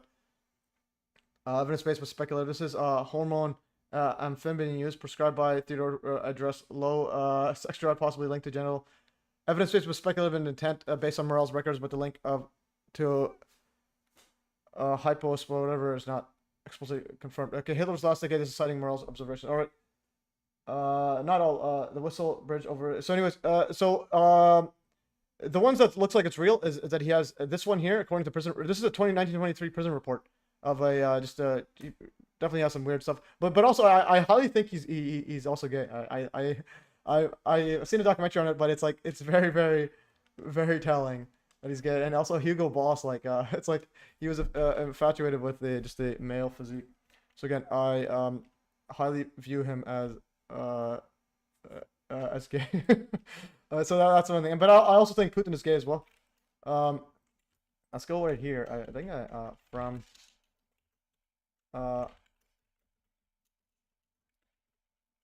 I think Putin is also. They just seem something about it. Putin, Bush. Universe doesn't lie. This was when U.S., Russia, and Syrian leaders are not pulling their country puppet strings for war, aka mass ritual sacrifice, they're relaxed by vacation together, and this is this is George Bush and Putin like just living it up. I think there's another one where they're driving a car as well. Yeah, like this is like bromance. Like, what is going on here? From Ace Baker's mock suicide to Hitler's baby dog. This is why you go to MES, guys. When you go to MES, I don't hold back. We don't stop. Okay, this is why. That's another part of it. The like how peeps run the show. I mean, let's go right here. Actually, I put some notes on how things are. Basically, it's like don't get caught in motion stuff. Just go.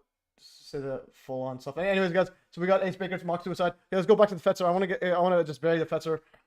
Like, just can't stress enough. It's absolutely insanity. Okay, Fetzer.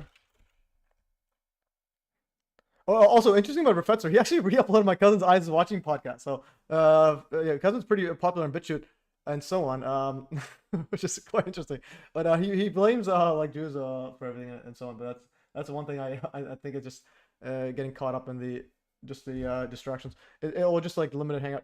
So, but he does he finally realized that 9/11 do. So he's been pushing 9/11 do, which is good on the show. And thanks to yours truly. Okay, there's Fetzer. Anyways, Fetzer was on a Zoom call. He's an absolute clown show. But I want to go how much more Fetzers we have. Okay, so here's Fetzer. So this is 9/11 disinformation. Jim Fetzer was promoting the bogus Palmer report and you know what the theory of Alex Jones being an actor or whatever? Yeah, the Bill Hicks one. So 9/11 disinfo agent Fetzer was promoting the bogus Palmer report, which pushes the bogus underground mini nukes disinfo. The actual evidence shows very little heat. Again, this is irrefutable. Okay, he knows full well, and I'll show you how he was describing like talking 9/11 do before his handler, probably Richard Gage, told him switch up on this nonsense. Anyways, so the actual evidence shows very little heat, and hence the hundreds/thousands of people walking at ground level easily disprove the imaginary nuke nonsense. And many cars were toasted before the towers fell, hence well before the non-existent mini nukes went off. Out of all the bogus 9/11 disinfo, the mini nukes has to be the stupidest. Literally, this is the stupidest thing I've ever heard in my entire life for the 9/11 stuff.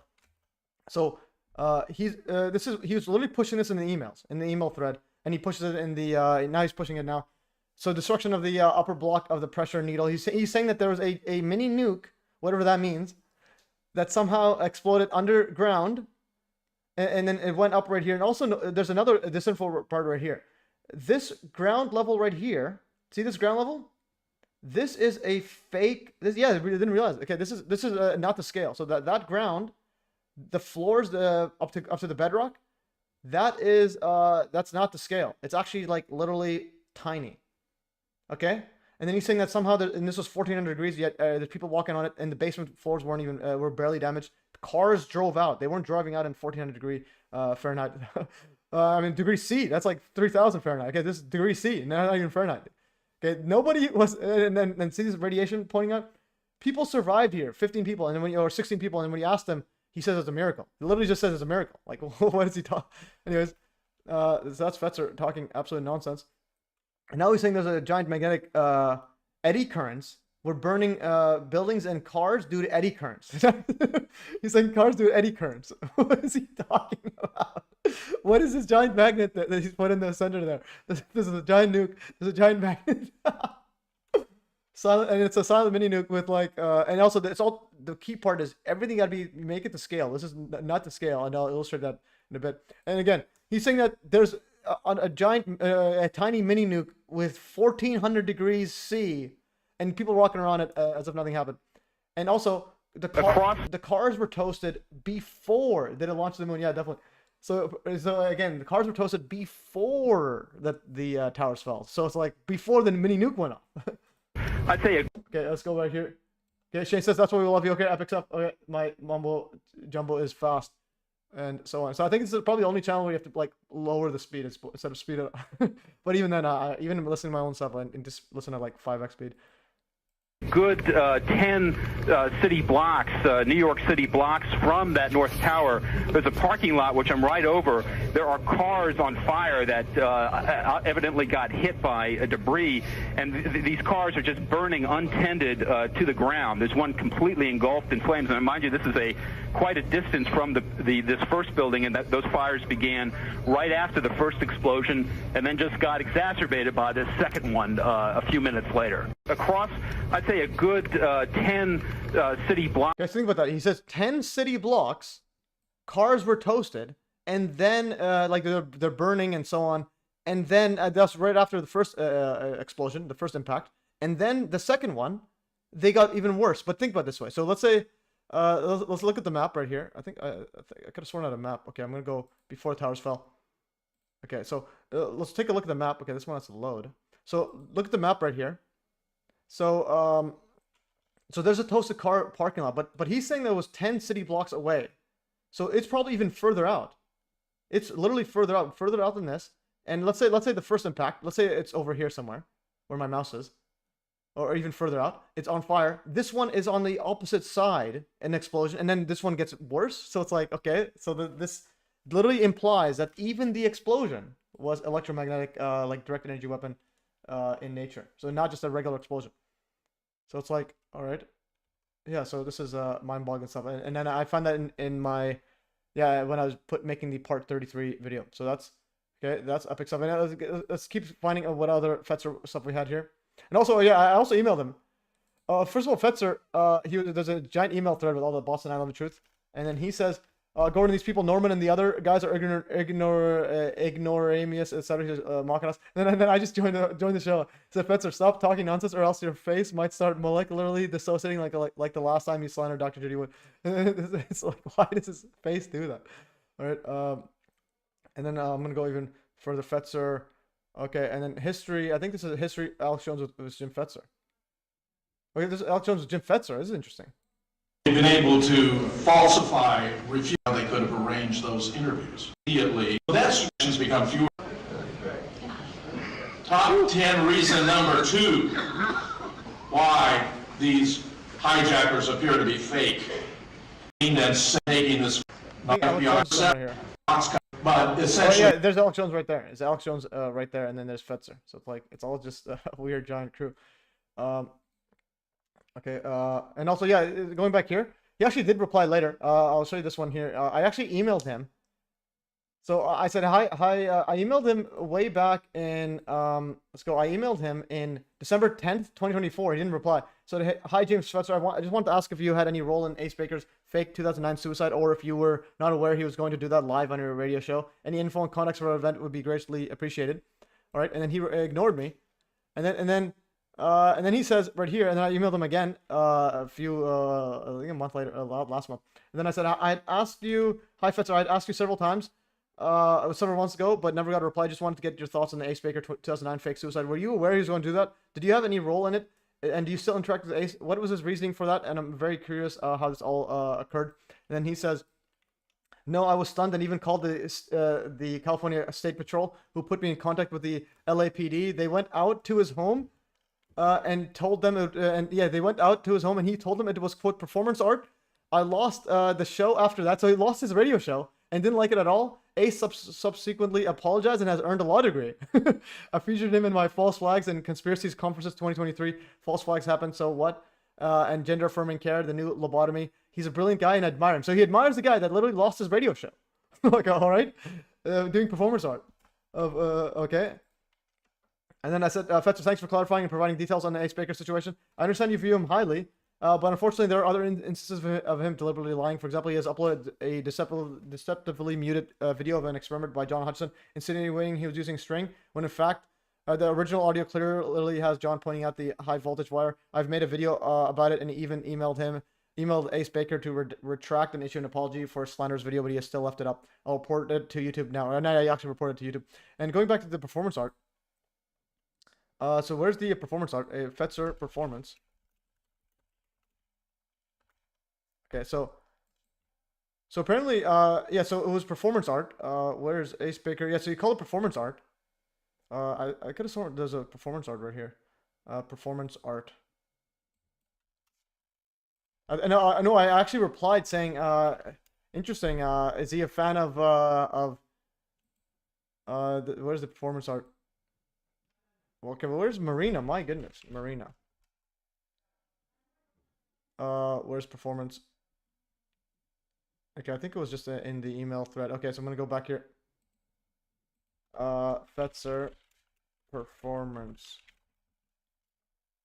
Okay, this is a hot do versus cold do, etc.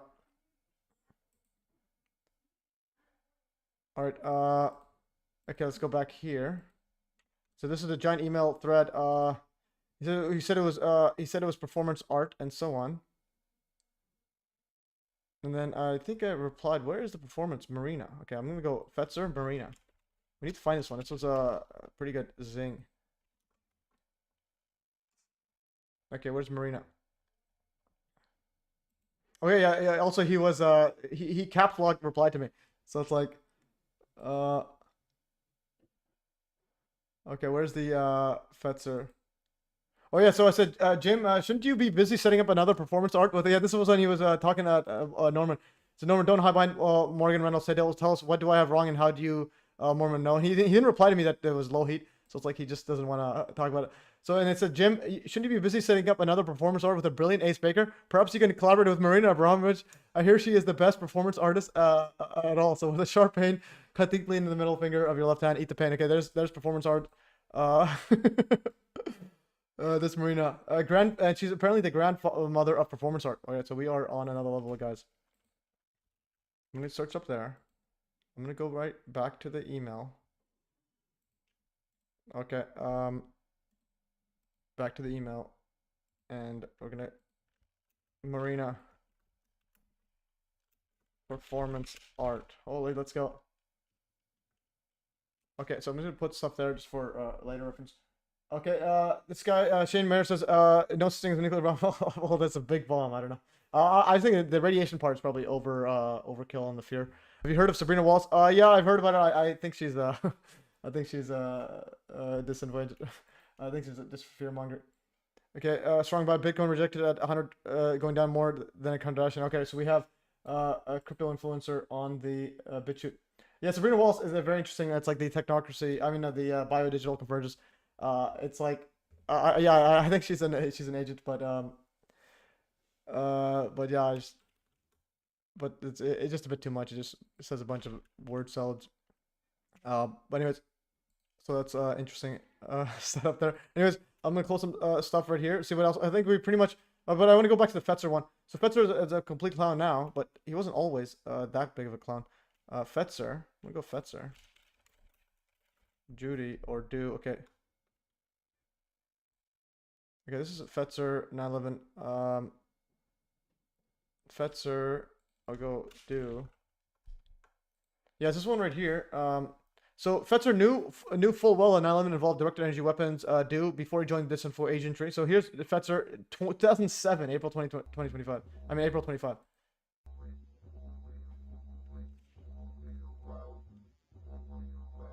Yeah, I don't know why it's not playing it properly. I'm gonna go open up on this one instead. Fetzer do.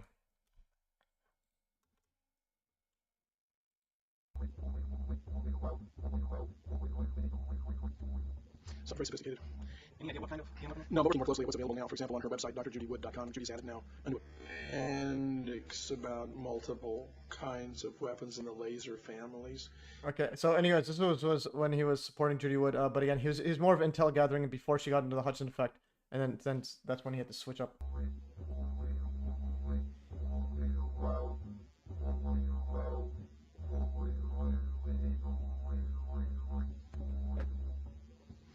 Something very sophisticated. Any idea what kind of PM weapon? No, but we're looking more closely at what's available now. For example, on her website, drjudywood.com, Judy's added now a new appendix about multiple kinds of weapons in the laser families. We've discovered there's a 747 mounted version that has tremendous potential to deliver from the air. And of course, the use of satellites, even for reflective purposes, has always been a serious possibility. In 1991, Experiment was conducted with a low-intensity laser reflected off of a mirror in space and came back and hit its target on Earth. So this has been around for quite a while. We're not the only ones to explore this, by the way. I mean, Judy wasn't the first, though I think she's been the most thorough. Webster Tarpley, for example, in his book Synthetic Terror, in discussing the massive demolition, pulverization of the Twin Towers, discusses the possibility that a directed energy weapon may have been involved there, and refers to the work of Jim Hoffman. And later in his book, Webster talks about the possibility that the plane in Pennsylvania was taken down using a chemical laser. So considering how mainstream Webster is regarded by the 9/11 community, to me it seems to me very unfair that Judy should be somehow isolated, and I detect more than a sexism involved here.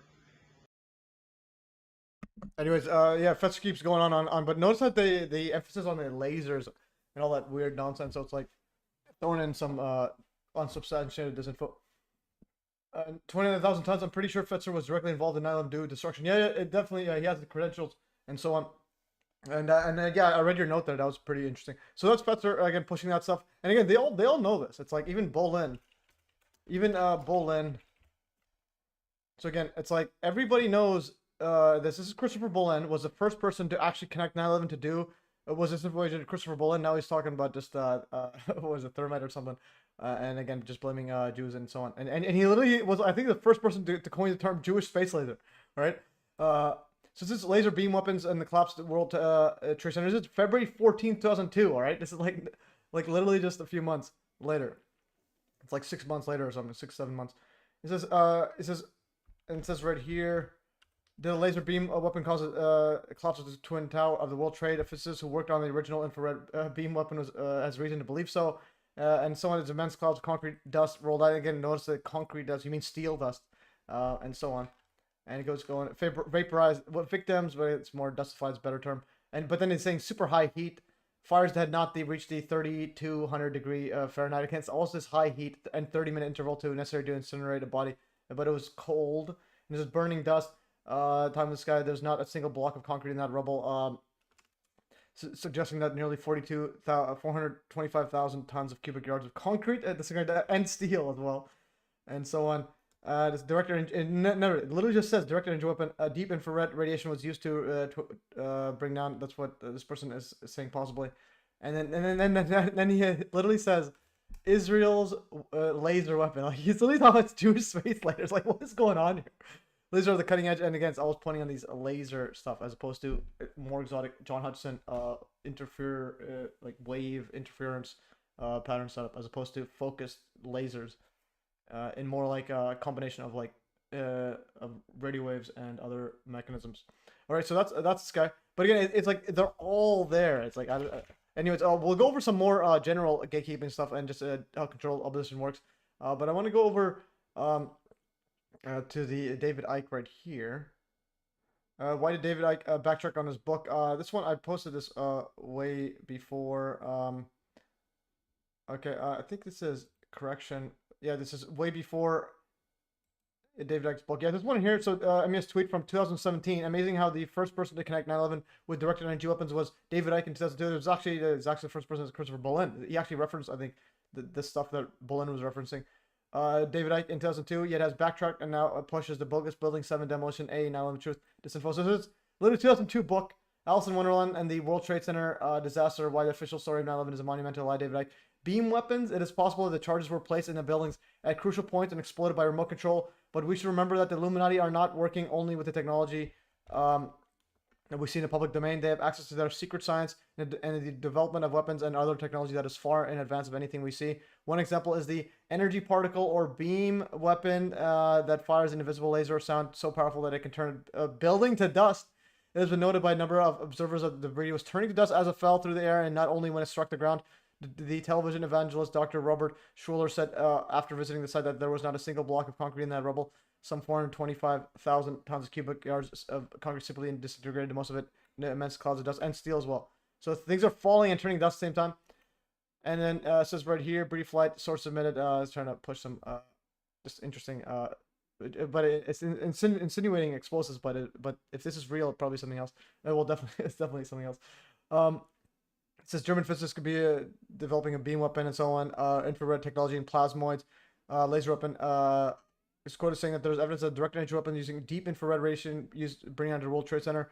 And he said that in 1991, GRU demonstrated for the U.S. Air Force Electronic Security Command the capabilities of its infrared beam weapon by reducing a ceramic plate to dust from a distance of 1 mile. But this was just basically like a beam setup, like reflecting off a mirror and so on. How stealth bomber, and basically designed how the U.S. Designed to show the U.S. how a stealth bomber could be turned into dust in the same way. The plate had been turned into such fine dust, he said it was difficult to pick up from with a vacuum cleaner. Again, it's very similar to 9/11 properties with the dust. The plate was not destroyed suddenly as if it hit by a bullet. Rather, it disintegrated into a process taking about 15 minutes. The physicists said that one of the transmitters involved in striking the World Trade Center with a beam weapon could have been located in a high building nearby or on a satellite plane or ship. All right, and then now he's pushing this like these random dots on this and so on. And then right before he mentioned, and this is part of a 7-hour presentation he made, like a big movie theater or something, and like thousands, hundreds of people watching. And also, and just before that, he's saying Freemasonry and it's all that. It's like you're literally Freemason. And yeah, David Icke and his lizard people, interesting use of Alice in Wonderland, Disney, and satanic rites. Yeah, that's interesting as well. So something's definitely up with all this mumbo jumbo. Okay, so that's that part, and also yeah, interesting about the ringleader. He was also born on December 1st, 1968, when the towers were literally 26 days literally after the WTC construction began. And he was 33 years old when he died on 9/11. So it's like, what are we going on with this here? And again, whenever you talk about, whenever you talk about RGH33, yeah, I mean Freemasons. He literally his email's 33. He's got a Gmail. Gmail's also Gmail. Also YouTube is duality. It's always phallic and then female symbol. it's always fertility symbol. A U and a tube. The Y, it's just in my head. But anyways, that's YouTube. Gmail is the letter G. Gmail, that's the G inside the center of the Freemasonic symbol. Anyways, I used a peaked AI right here. Initially, I used this one right here, and I paid 5 cents HBD. I put it in here. I used this one right here. The editing. Where's the edit? Edit. Yeah, so I used this one here. But initially it said, sorry, I can't do that. You can't put fire on like people or whatever. So then I said, make it like a superhero. So then, all right, did it. V Freemason, yeah, and so on. So it's like he's literally doing this, and his emails are Gate33, and the thing is, it's like what made it concrete was also first why is there a bunch of 33 cases of COVID everywhere? But also, while interviewing, I think, it's another level 30. Again, this is Lord Rothschild. This guy's doing a weird hand symbol. He's got the Jewish thing on his head, and he's doing. Look how happy he is to meet the like Grand Master Wizard. Like, look how happy. What is he doing with his hand? But anyways, I'm gonna go back to the 33 right here. So just as Richard Gage is likely, cross that out now, almost certainly a Freemason since his email address is rgage33, does an Illuminati hand sign, and founded A 9/11 Truth, whose logo is very Freemasonic. We get an indirect confirmation of this via another 9/11 discovery agent, Mike Bauer. So again, we're all about gatekeepers today. So Mike Bauer is a UFO / aliens influencer that recently did an ambush quote debate with 9/11 revisionists while defending the official government narrative of 9/11. Here are some insights into his character. Into this character has 333 in his X account username. Also pushes for a Trump third term. So again, the QAnon nonsense. It's X.com, Mike Barra 333 has 333 in his Telegram channel and Rumble, email, Cash App. So it's all Mike Barra 33. Has only one tweet mentioning Freemason, and it is about a 33-degree Freemason, Dr. Vannevar Bush, that managed the Manhattan Project and has signed Trump's uncle John to review Tesla's paper.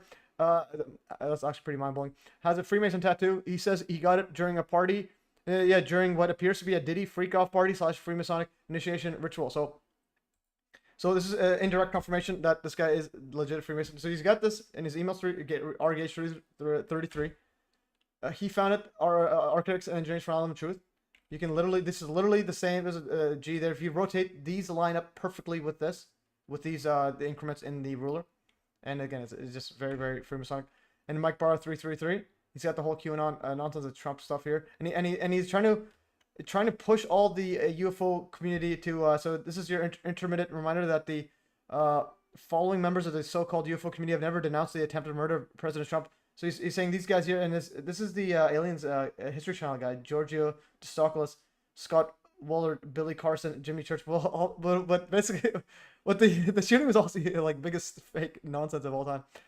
And also, again, he's got 33 everywhere. Cash App 333, Gmail, Mike Barr 333, Gmail. It's all threes. And he literally has a Freemasonic tattoo, and it's an old one too, according to this guy says.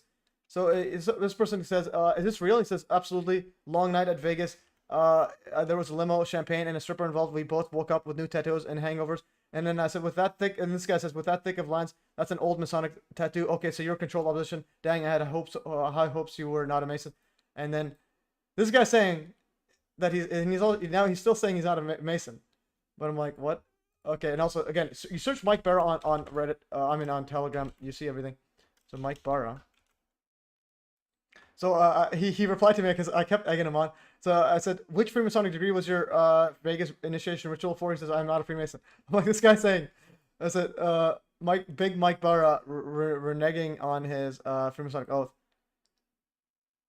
Yeah, so I asked him right here. So I said, yes, Big Mike revealing Freemasonic secrets. So Big Mike, can you elaborate on your Freemasonic initiation ceremony in Vegas? He says, limo, stripper, tequila, U2 concert. All right. Okay, we got a little too much info on there. Upward, elephant tusk into the downward, you Auburn Eagles upward into yeah.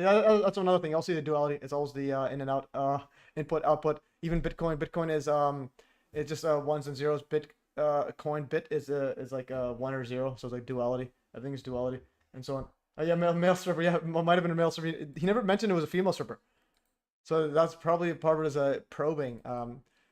And yeah, it's alien probing. Okay, I'm gonna I think I'm gonna do. There was a video I was gonna play, and I'm gonna go watch them again, and then we'll power through for the last hour. See what we can get to. See what other videos we could play. I think okay, now I'm gonna play some stuff that Nalvin Revisionist shared right here. This is some stuff right here. Nalvin Revisionist. Okay, Nalvin Truth or Experts questions. I'm gonna play this. I'm gonna go watch them. So okay, this is the thing. It's loading. How long is the video? There's another thing. It might be just usually you need to use the handbrake if it's too. So I'm gonna go right here. How long was that? How long is that video? Okay, 11 megabytes. That's fine. I'm gonna play it. Number one, in the conclusion of your paper, Okay, I'm gonna play this. I'm gonna go bigger. I'm gonna go washroom. I'll be back. you mentioned Eric, quote, without his unrelenting nonsense, the concepts underlying this paper would not have crystallized. So who is Eric? He's a well-known debunker, and that was a snide remark. Shame on you, Wayne. But go ahead. So while it may be a snide comment in there, if it wasn't for engaging with the debunkers, I would not have been able to pull this stuff together. Okay. But that's the long story about how we got there and what that comment is. I think that's a common experience of a number of the researchers that the engaging that they have done with contrary opinions is actually valuable, which is a good argument against censorship, by the way, because no matter how off the wall you think a particular perspective is, who knows what you can learn from it. Okay. How would you explain this? Hey, Dorothy, I think I'm going to preempt this one. I don't think we want to get into the Judy Wood hypothesis. I'm just going to say we're not going to go there. Let's go on to the next one. Fran, are you disagreeing? Yes, I'm disagreeing. I think we should stick to our principle of no censorship. I'm not going to talk about Judy. In fact, we're not going to talk about Judy at all. We're going to keep her out of it. Gordon? I know, Coop. I think that's a common experience of a number of the researchers that the engaging that they have done with contrary opinions is actually valuable, which is a good argument against censorship, by the way, because no matter how off the wall you think a particular perspective is, who knows what you can learn from it. Okay. Yeah, there's a Chandler guy. It's Santa. Yeah, so that's Santa. And also about Chandler. So a lot of these guys, even Fetzer, when you tell him, hey, how come there's low heat and so on, what he says is it's like, oh, I'm not an expert. You have to go to this other Palmer guy who's an expert. And then going back into Chandler, and then when he asked Chandler about the seismic impact, He literally says, Chandler or seismic. Okay, what is going on here? Why can't I search anything? Okay, so right here. I was in the wrong place. I'm gonna go right here. Seismic. Seismologist. Yeah, so basically, this is Chandler. I made this meme before. This guy's Jim Reese's biggest clown. So no, to debunk this guy's biggest clown. He says, I've been clowning since 9/11, and this guy says, I'm not a seismologist. This is literally a fraud. So when you ask him, when you literally ask him, hey, how come, have you looked at the seismic readings? He literally says, I'm not a seismologist. Play it right here. Measuring things. The building falling, could it be measured on the Richter scale? Well, there were, when it fell, it created seismic waves that were picked up. I don't remember the names of the places. I never looked into that, but Ted Walter, who I was doing this paper with,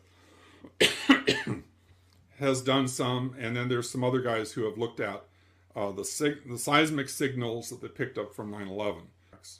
Yeah. The second part of that question was, what seismic readings could we expect? Do you have? I'm not a seismologist, so let's go on. I'm not a seismologist, so let's go on. All right. He literally said I'm not a seismologist. Let's go on. Okay, like what is going on here? And that was Richard Gage's wife there. So he's probably wondering, hey, why are you reading out the Roadrunner? That's Norman. Why are you reading out his comments? Okay, and then there's another one. Well, he actually told me I'm talking. It's like don't talk. As far as what they would do. At 175, they have a delayed explosion. Okay. Oh, this is me playing. Oh, this is playing a video of a thing. Okay. So that if you can, yes. Okay, let's go back to the video actually. Let's go MES Chandler. Oh, Chandler. Okay, that should be. I think where's the full? Okay, I don't think I made. Okay, I think I just played it over there. Okay, so it's probably just in here. As far as how. Have a great one. I'd like to make a comment at this point. I have a course. Oh yeah, this one he was talking. When I told him about the plane physics, and he's like, "Oh no, I have a course at the thing here. I'm gonna play right here." Bullets with aluminum. Down this way. Is this an old Irish ballad? Interesting. Yes. Yeah, but it's a very dense, very strong metal. It's no one builds bullets with aluminum, and there's a reason again, like I was saying, the bunker buster. The other part about Flight 175, they have a delayed explosion.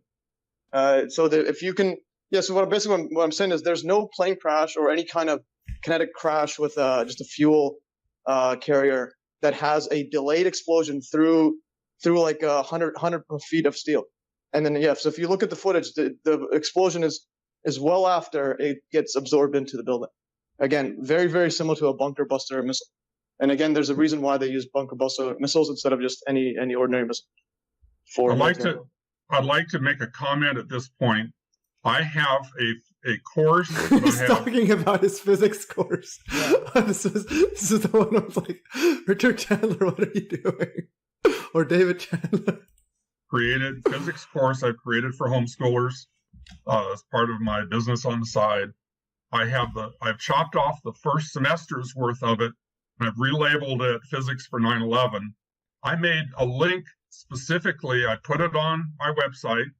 You go to 9/11 Speak Out, and under one of those tabs, you can find where it says physics comments and all that.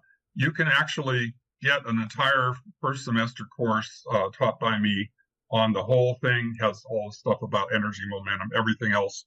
And there's a lot of people who I think would benefit from that in studying 9/11 issues. Yes, I've 911speakout.org. I know, but I understand. That's good to know. But I've done physics for many years. I've a bachelor's in civil engineering and a master's in mining engineering. I've been that was the first thing. One of the first things I noticed. Once I realized the truth in 9/11, I realized the plane physics it's very. You can argue the physics. I'm saying, in my opinion, you can't argue it. But if you say you can debate that, what I'm saying is there's no actual comparison. You're not going to find an actual experiment that has anything replicating 9/11 besides something like a bunker buster missile. So that's what I mean. There's nothing out there. So basically it's open. So if you ever find anything that's remotely close to, for example, Flight 175, I'll be open to look at that.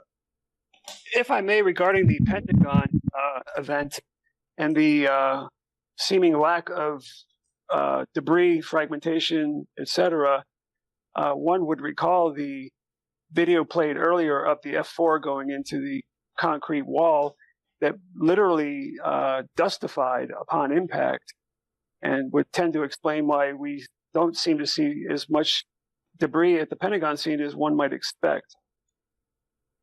So that test crash, if you look at the full video, there's actually like millions of parts, but they're all very tiny. Unlike any of the sites on 9/11, there's actually millions of parts but they're all very small. It's not like you'll just find at each 9/11 site where you have a wheel here or a little debris there, but you actually have like hundreds of thousands of little parts. And also the impact, if you see it, it goes through like a few inches only of the concrete.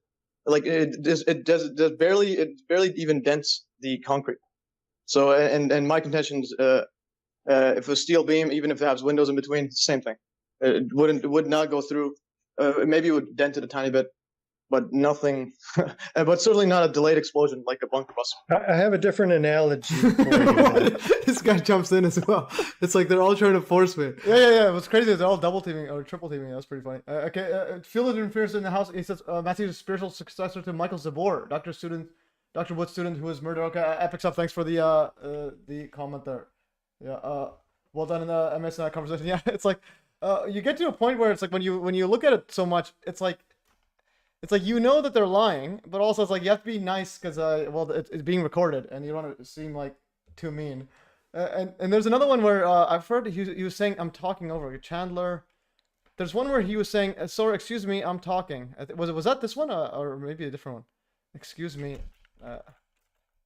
Okay, there's this one I was like talking over him. But anyways, going back into the Pentagon one, or I'll go to the Jet 9/11. See jet comparison. Yeah, this was here.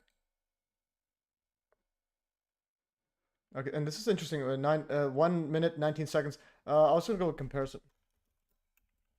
Yeah. Also, yeah. So Ryan, field interference. If you can somehow contact Judy Wood, get her on the show, it'd be epic. This part right here. Oh yeah, I think I found that. Okay, I know which one it is. Okay. So comparison between the 9/11 plane impact versus a bunker buster missile versus a jet crash test and plane crash through wooden poles. So wooden poles. This is what happens through wooden poles. They just the wooden poles survive, cut it off. And this is a bunker buster goes through and then delayed explosion. And there's a this one here. This one's a lot to move a bit. It only moves I think a few feet or a foot. But and the thing is only like a few inches. And this turns into millions of parts. And I'll show you the inches. So jet inches. Yeah, so that's the thing. I'll always go there. So there's literally millions of parts all over the place, and you could literally see a whole bunch there, and you can see here the concrete barely gets dented. It's like literally nothing there, and they even say like 2 inches. So nothing. It didn't go into the concrete. It did not go into the concrete, and it was the dented wall 2.4 inches, and you can see the video actually. It says there are multiple angles of the jet into concrete. A second one is commentary on the crash. So here's commentary. I'll just play it here. I don't want to explore the concrete strength through a highly unusual test. Came up with the impact. A laboratory's premises in California, shooting up to 2,000 frames per second. And was fled. Results: billions of minute pieces. Tail. The impact atomized the aircraft's tail, fuselage, and canopy into billions of minute pieces, disappearing in a cloud of smoke and fire. Parts of the destroyed aircraft and bits of crushed engines landed on adjoining terrains. The only section of the Phantom that remained intact was a small piece from a wing that missed the wall entirely. Block only enabled it to move with. The target was supported by airbags, which enabled it to move with the objective of measuring the force of impact. The crash's potency pulled the block back a mere 1.82 meters. 1.28 meters, not so much. The block was moved. It still was a high-energy impact. Technology to unprecedented inches back a deep that missed the wall entirely. The concrete block only suffered minor structural damage, with perforations no more than 2.4 inches deep. So there's, yeah, basically 2.4 inches is like the biggest amount of indent. So it's like, this is nothing happened. So it's like, I don't know what's going on here. And again, and even a lot of people say like it's a plane has like titanium engines and so on. Yeah, but the titanium, it's not a solid titanium. It's like literally, it's like bolted around and so on. You have a lot of airspace and so on, where it's gonna crumble before it does anything. Anyways, and but anyways, there also wasn't like actual real engines weren't found as should be. But anyways. Okay, that's about it. That's a bunch of that stuff. We'll leave that for another one. I want to go. I think we pretty much destroyed all these other guys, and so on. Chandler. Oh yeah, I'll go back to the Chandler one. Okay, Chandler engine. This is the one. This is the Scott Myers footage. This is delayed explosion. Okay, the delayed. If you just search up delayed, everything's here. Okay, during the Zoom call, he also said it was like okay, this one here. I made an epic video on it. Okay, this is during the Zoom call, ping pong ball would go there, and then I think I made one there comparison. Let's go. Oh, the sway. Okay, it's called sway. Okay, this is when he said stop talking. Yeah, okay, I'm gonna go to sway. Sway. Okay, this one here, disinformation. David Chandler from Boston Island Truth wouldn't let me share my screen, share the frame-by-frame Scott Myers footage, which clearly shows no swaying upon impact. The swaying occurs only after the explosion. So, Chandler was literally trying to say, like, he wasn't even letting me share the thingy. Play right here. Well, I just want to make a point. And this one, I added this after the fact, but he wouldn't let me share it. Because a lot of people have misconception about the swing. The swing in the Scott Myers footage. Why is it going so fast? Just play normal. After. Well, I just want to make a point because a lot of people have a misconception about the swaying. The swaying in the Scott Myers footage, it's after the explosion. It's not before. If you the video that he was talking about where it's sped up, that cuts out frames, so it's actually misleading. Yeah. So Chandler was saying that when the quote plane hits, it was pushing it was swaying, but I'm like, and he's using a 7x speed, which cuts frames out, so you actually don't see what happens. To actually see it properly, you need to see the original footage, go frame by frame, and then you'll see that the swaying is well after the explosion, not before. So it actually glides in like a hologram. Like that's the best way I can explain it. I just wanted to bring that up. And okay, can I speak yet? Yeah, go ahead, David. Okay, a couple of points. Yeah, this is one on the left. This is the one that he's saying that, oh, look, it's swaying, so it's an actual physical, like. Yeah, I still think there's something physical, but it's not as big. A couple of points. One on the swaying, since we just left there. So you notice how it's like it makes it seem like it hit it, and then it starts swaying. Yeah, go ahead, David. I think that's all they're sharing. Bring that up, and okay, can I speak yet? Yeah, there's a hit. There's a hit. Go ahead, David. Okay, a couple of points. One on the swaying, since we just left there. Wayne Costi did a direct measurement, and the swaying starts immediately as the building was hit. So I don't know where the other speaker was getting that idea. Secondly, as far as the video play by play. Wait a minute, I'm frame by speaking. frame. I know. I'm just wanted to. I'm saying he did a measurement, and I'm confident that he did it correctly, and it was from the very beginning. So I don't accept your idea that whatever measurement you're talking about was later. I know that Wayne, who I work with, Well, I can show the video. measured if you it guys directly. let me join. Excuse me, I can I'm show the trying video. I know. I'm just saying I can show you the video. This isn't what I got on here to say. I just made that as a passing comment. Okay. I just I have. understand, but I can show the video. The video, you can all see it. The Excuse measurement me. is the. Excuse me, I'm speaking. Excuse me, I'm speaking. All right. I'm just saying I have information contradictory to what you're saying, and so people can just take that for what it's worth. Oh yeah, so he wouldn't let me share this, and the thing is, I wasn't even talking to him. I was talking to the other guy, and then he jumped in just to say that he's saying that no, it sways on impact. I'm like, what? And then he wouldn't let me. Then he says, he wouldn't let me share it. And he says, excuse me, sir. What is going on here? So anyways, I just need to just be a bit nicer to the. Yeah, I try to be nice to them just because, like, think about what they're going through. They're probably going through some like severe trauma at their Freemasonic initiation rituals. Richard Cage probably like mentally damaged them. All right. So anyways, that's this part. He did the speaking like Kamal. Yeah. So he has outside so. All right. Anyways. Okay. So we're gonna. Okay. Now I'm gonna go over some random stuff. Okay, guys. We haven't even got to this part. Okay. This guy's replying to something. Okay. Reply to your content. Okay, see what he says. I'm not surprised about the first I'm reading Free Energy Tech used the 9/11 incident. It's actually quite sad that such powerful technologies can benefit humanity. Terminals used for discretion. Okay, epic stuff. So we have someone on what's it called? He's on a snap. Okay, it's view parent snap. Was that Yeah. He's literally, this is on snaps. Epic stuff. View in parent snap. Yeah, so this is on Hive. Okay, this epic stuff here. We waking up some people on Hive blockchain. And the thing is with Hive, it's like you get these people on there. So he posted there. He made 4 cents just by me upvoting it. So he gets 4 cents USD just by me upvoting it because I have a lot of high power and so on. So again, it's like Twitter.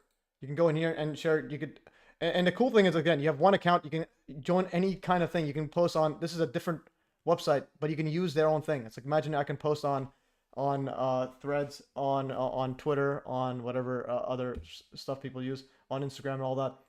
Moments I like to. Okay, these are the short ones. But anyways. I'll be doing a video on Hive just to get everyone up to speed on it. And anyways, guys, so now we're gonna go over some random topics. We haven't even got to the poll. So MES random topics. MES poll results. Booga what? Okay, so Booga what, guys? We're gonna go over here to poll. Okay. So again, whenever you look at like actual details, details don't tell you everything.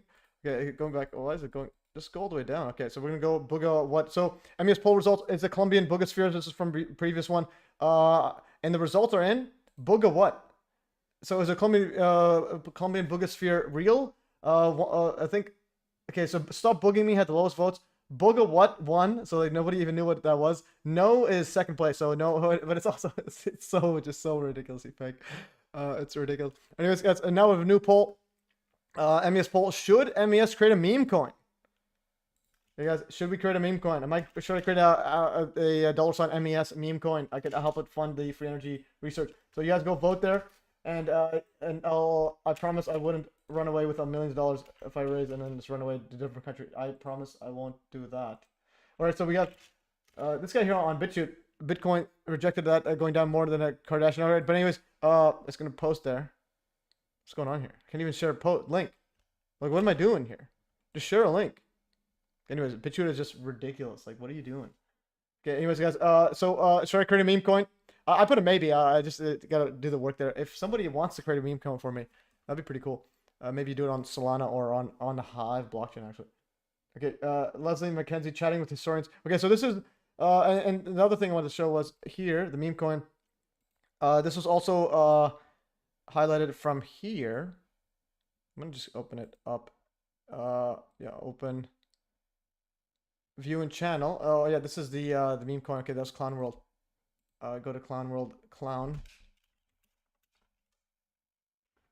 Okay, Clown World. Yeah, so basically I got the idea from, well, Clown World is creating its own meme coin. Clown World token is officially live on chain. Check out the site and stay tuned for updates. If you don't know what CA is, this probably isn't for you. Always do your own research and join the show and enjoy the show. So it's a Clown World creating its own meme coin. Should MES launch a meme coin too? I perhaps I could use it to crowdfund for my free energy research, or I can run off to a distant island with the cash. So let me know what I should do. Phil and Prince, did MES go over Ryan Dawson? I missed the first episode stream. Oh, Ryan Dawson? Oh, they deleted the tweet. No way, they deleted the tweet. Unbelievable. They deleted the tweet. Okay, so we got meme coins deleting the thingy. It's not there anymore. But why is it showing the thing though? So it's not there anymore. So what's going on here? This page doesn't exist. Okay, so we got that. The Ryan Dawson one. I think there's a Ryan Dawson from Dawson. I think I said. Okay, so this person I said likely is always. What do you think about Ryan Liberty in regards to 9/11? This is Stephen F. Okay, it's way back. Do you think he has ever been sincere, considering that he came to a very different conclusion than you? He is shilling quite a bit for Trump, Putin, Iran. In my opinion, that makes him at least suspect, but he did reveal some truths. Yeah, but again, yeah, he featured it heavily in his large for Phenomenal Truth. Okay, anyways, so that's there was one I posted there. I did reply to him because he literally posted. Okay, CGI 911, Ryan Dawson is okay. I'm gonna go to his actual thingy. So here's the way. You always go check like here. Just go in and search Ryan Dawson. Here's how you check in like seconds if someone's a clown or not a clown. What is his Twitter account? RT. Okay, there it is. RT Liberty. 299,000 subscribers, and let's see what he says right here. And notice this page right here. Yeah, this is interesting. He literally has the Twin Towers there. That's a One World Trade Center. Right on it, also real news and analysis. All right, real news. All right, let's go right here and search Judy Wood. All right. Okay, this is he's just bad mouthing Jews and Christians. All right. Let's see, is there anything he's? Why is it not sharing? I need to put like latest. That's only one. Okay, so no mention of Judy Wood. Then do. Let's see, didn't mention. Mr. Okay, he deleted that Steele. Steele 9/11. Yeah, Steele. Okay.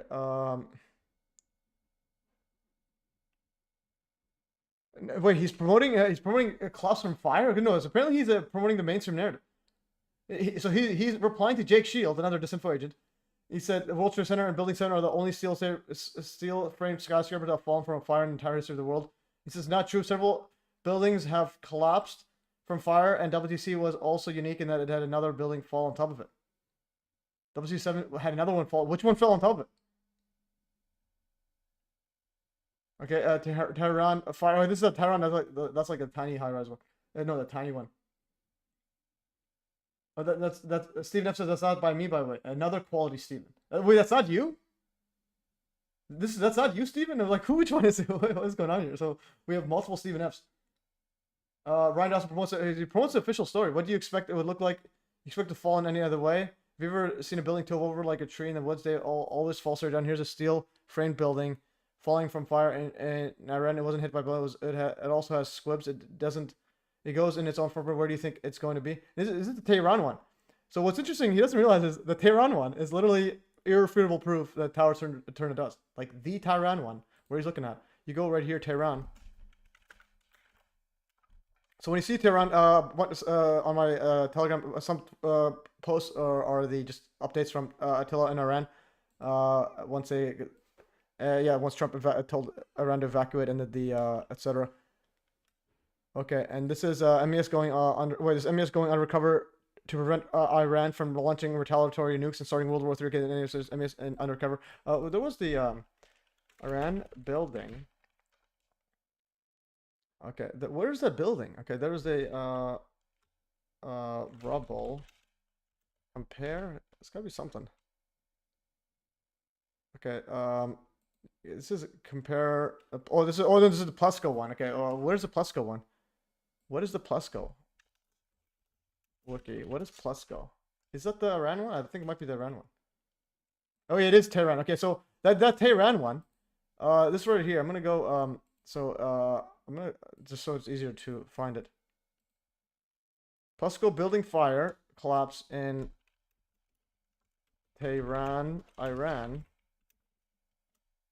I'm gonna add to dictionary. So compare that with the this is compare the size of the rubble between the 2017 Plusco building fire collapse in Tehran, Iran, versus the 9/11 WTC dustification via this 3D model. And also another part he says, wait, this is a steel frame building. That's like, but again, it's tiny. But anyways, so here is the Plusco building. This is the Plusco one. That's how big it is, right?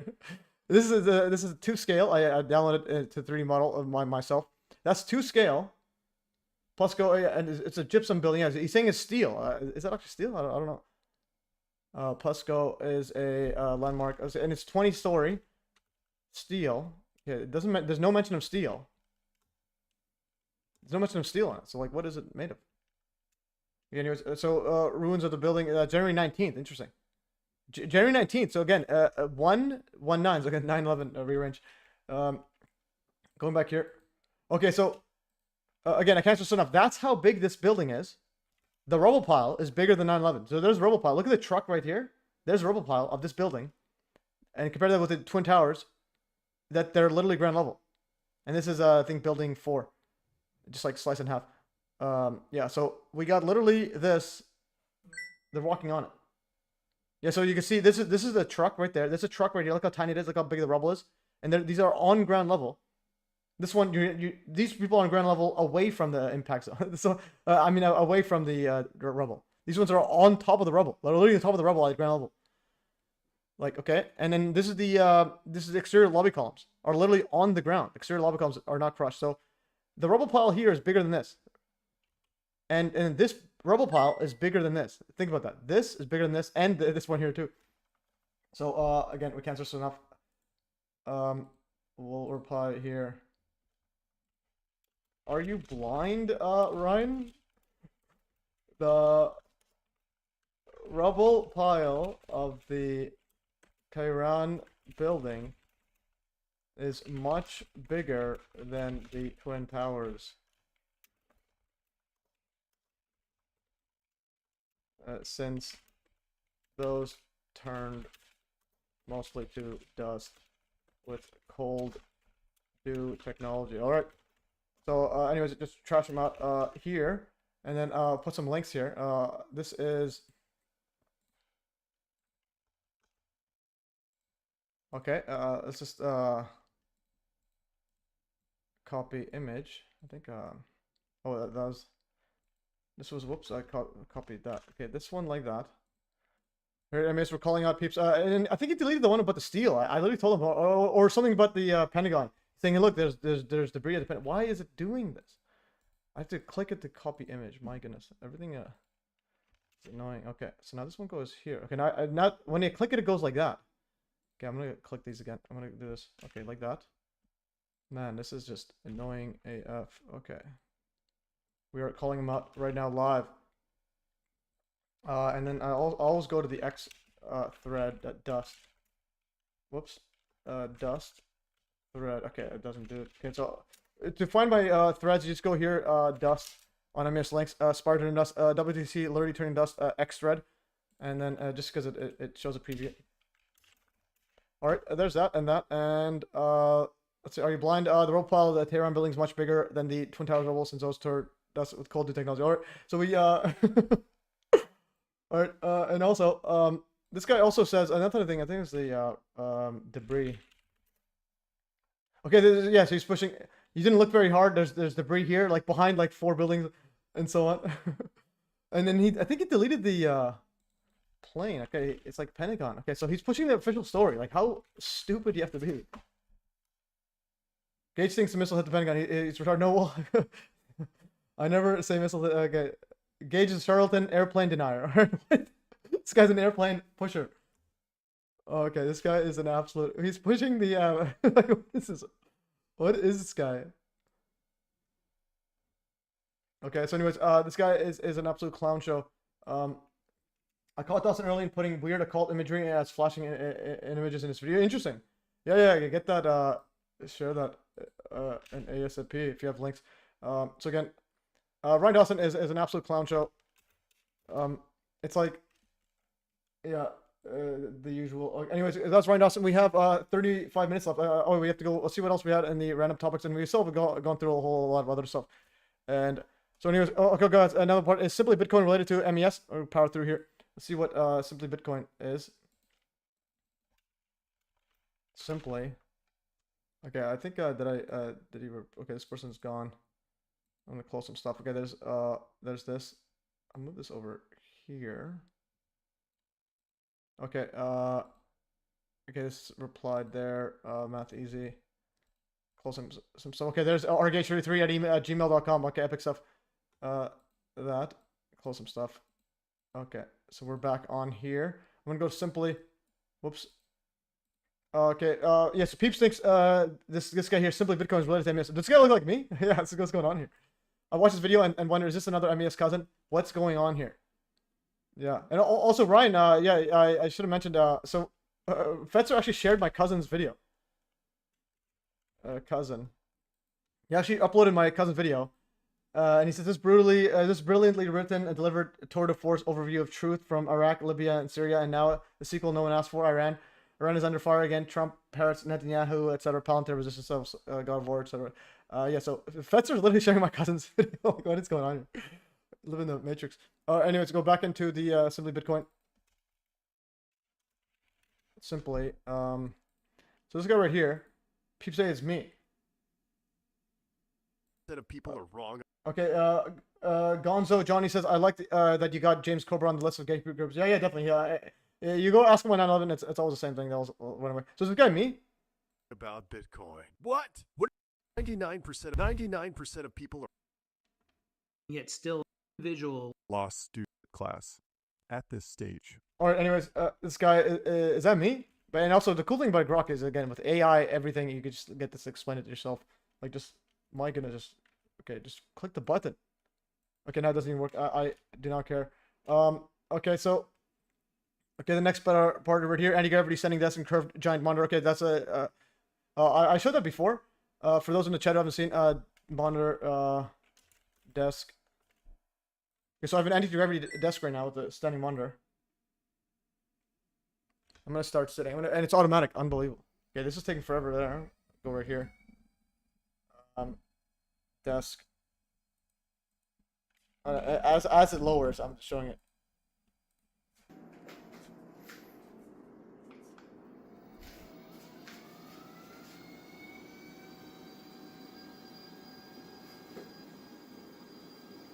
Okay, and it's going up. Look at that. And as I made mine go down. So again, we got the curved screen. We're literally in the Matrix, guys. We got curved screen. This is absolutely ridiculous. Yeah, I really do like the curved screen. I was gonna get a second monitor, but I'm like, I think it's better without a second monitor. All right. And Gonzo says different color beards. I know. So Simply Bitcoin is not me apparently, not my cousin. All right. What else do we have on the? Okay, and also Method Miner's desk. That's why I wanted to show it. So I thought I had a pretty good setup. And then I realized Methyl Miner's got even better setup. Like, how am I supposed to compete with this guy? Methyl Miner. Desk. Methyl Miner, he sent me this photo of his old desk. It's a treadmill on there. So he's working, and he's got like four monitors. He's got a vertical monitor, normal monitor, and he's got a keyboard underneath. And he's got standing, it's got an up and down thingy there. And he's got a freaking treadmill. Okay, PJs, why did the loose change original movie get edited to what is now? Well, loose change is disinfo anyway, so whatever it's edited to was disinfo before. I'm not sure. Okay, I believe he's showing his footage parallel in the video back then. Yeah, and also Ryan Dawson again. It's just an absolute like clown show. Okay, so let's see what else we have on the random one. Yeah, so Mr. Evo is as a puppy, it was adorable. So Mr. EVO is John Hutchinson's dog. He's probably the smartest dog I've known. Mr. EVO. So yes, Mr. EVO was just a puppy. Throwback when Mr. EVO was just a puppy. Okay, so apparently the browser Telegram doesn't search that well. It doesn't load up that well. So I'm gonna go EVO. Okay, let's go right here.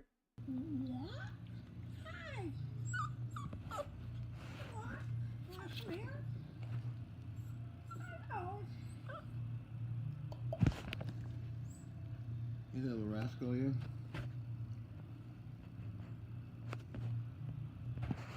Want to say something? You are a character, aren't you? Huh? You just won't let me go anywhere. I had to take you to when I work on the radio, but you're learning radio work. Rewiring. Wow. Hi. You're on camera. Want to say something?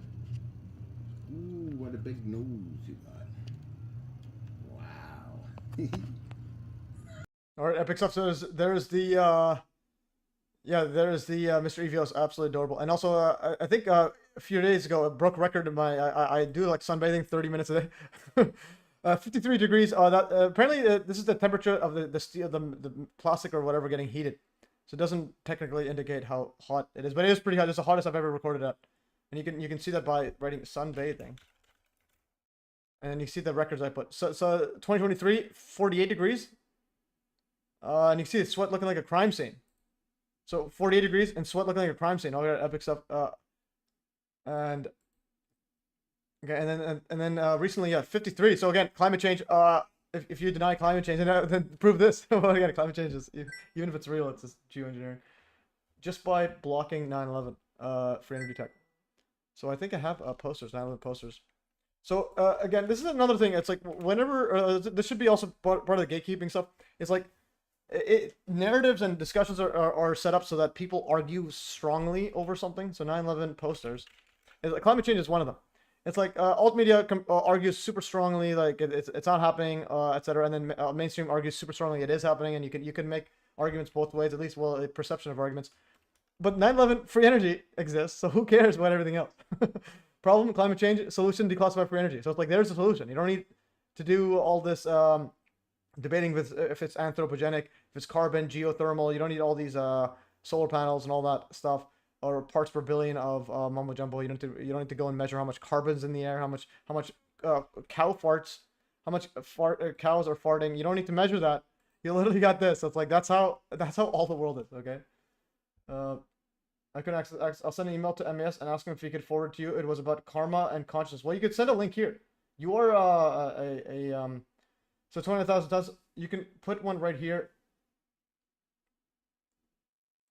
Okay, Gonzo. Even when it's real, it's fake. Okay, interesting. Different color beard. All right, I think it's helmet. Me. Okay. Anyways, go back into the setup. Okay, well, what else did we have in the random one? Okay. Oh yeah. Also, Andrew Johnson gave MES a shout out for the Hudson Effect playlist. All right, so that's pretty big. Yeah. So Andrew Johnson, after all these years, he finally subscribed to MES. So here, Andrew Johnson literally subscribed in July, last month.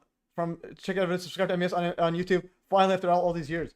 So there it is. Check the evidence. 18.9 thousand subscribers. Go give him some more subscribers. Christoph says, I for one think Pasco is a similar thing to WC but different settings. Interesting. Yeah, no, it could be as well. Yeah, so you never know fully. They could just be making everything fall and then be like, hey, see, it actually fell down the fire. I'm like, what do you mean? Have you looked at that? Yeah, so that's an interesting take there. I'm just saying that the Rebel Paul is way tiny. Andrew just shared some work of his on X. Was shocked. Worked of whose? Andrew Johnson on X? Who's he sharing? Andrew Johnson. Let's see. Andrew Johnson's like a common name. It's probably not gonna. Okay, there's Andrew Johnson. Check evidence. Who did he share? Oh no, he shared me. Yeah, that's what I mean. Andrew Johnson, his work. Who did he share though? You're just saying his. What are you saying? The DM only type of thing. Okay, DM only. Okay, interesting. Yeah, you can share. Just you can DM me. I'll send it. I'll forward it to him. So anyways. Okay, going back into the setup here. So yeah, Andrew Johnson, you're in his video. Yeah, and yeah, I've been in his video multiple times, at least a couple times. So this one here, Andrew Johnson gave from MES gave a shout out. This one here. So Andrew Johnson from Check Evidence gave MES a shout out, and he also said I don't sleep because I've been putting in a lot of work in this. Johnson. So some of his videos doesn't play there. I'm gonna play it right here. I'm gonna play this. So yeah, thanks to Matthew for doing all of that. Oh, whoops, that was the beginning. That was the end. This. Okay, let's play this.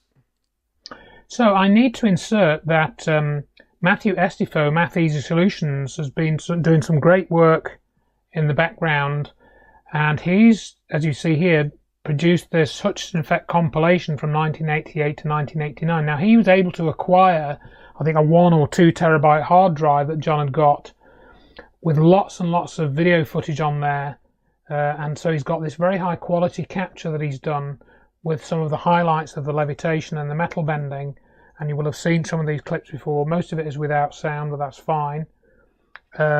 And so this is what he's put it, got this down to like 24 minutes. Some clips I'd not seen before, some I had, so that's worth a watch. And then in relation to that, MES has produced this vast playlist. I don't think he sleeps, this guy. And lots and lots of Hutchinson Effect footage there, but some of it unedited.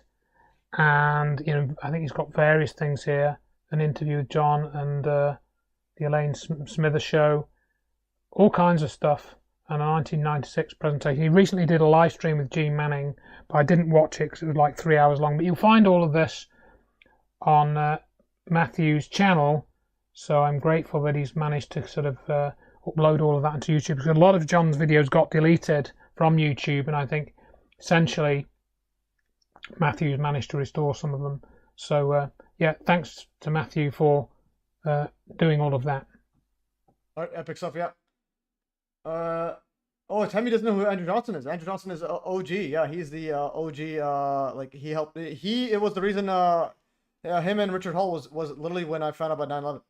Like he was on Richard Hall's show, and then they just popped up randomly. They just plugged in Judy Wood's book. I'm like, what? Where's the buildings? Yeah. So the planes that hit were cloaked missiles. Who can we expect to fire them? Well, it's advanced. I think it's not just a normal missile. It's it has missile-like stuff. I think the explosion itself was cold explosion.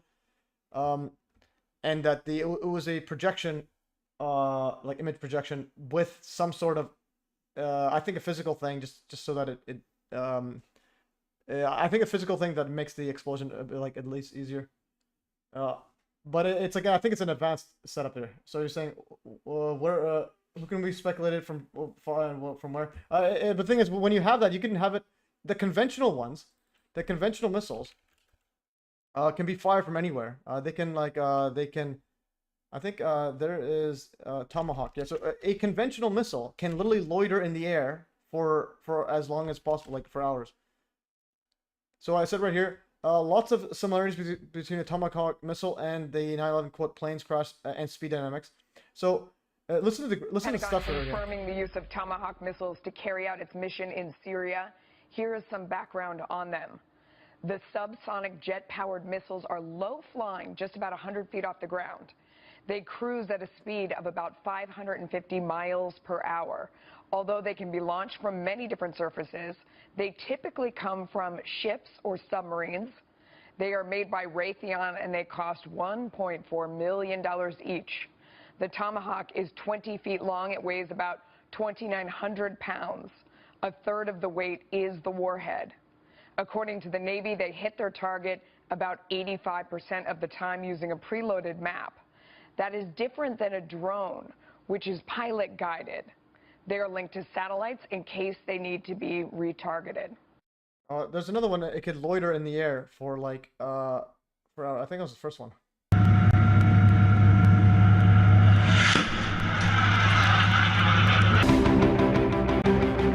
This was a test without the explosion though.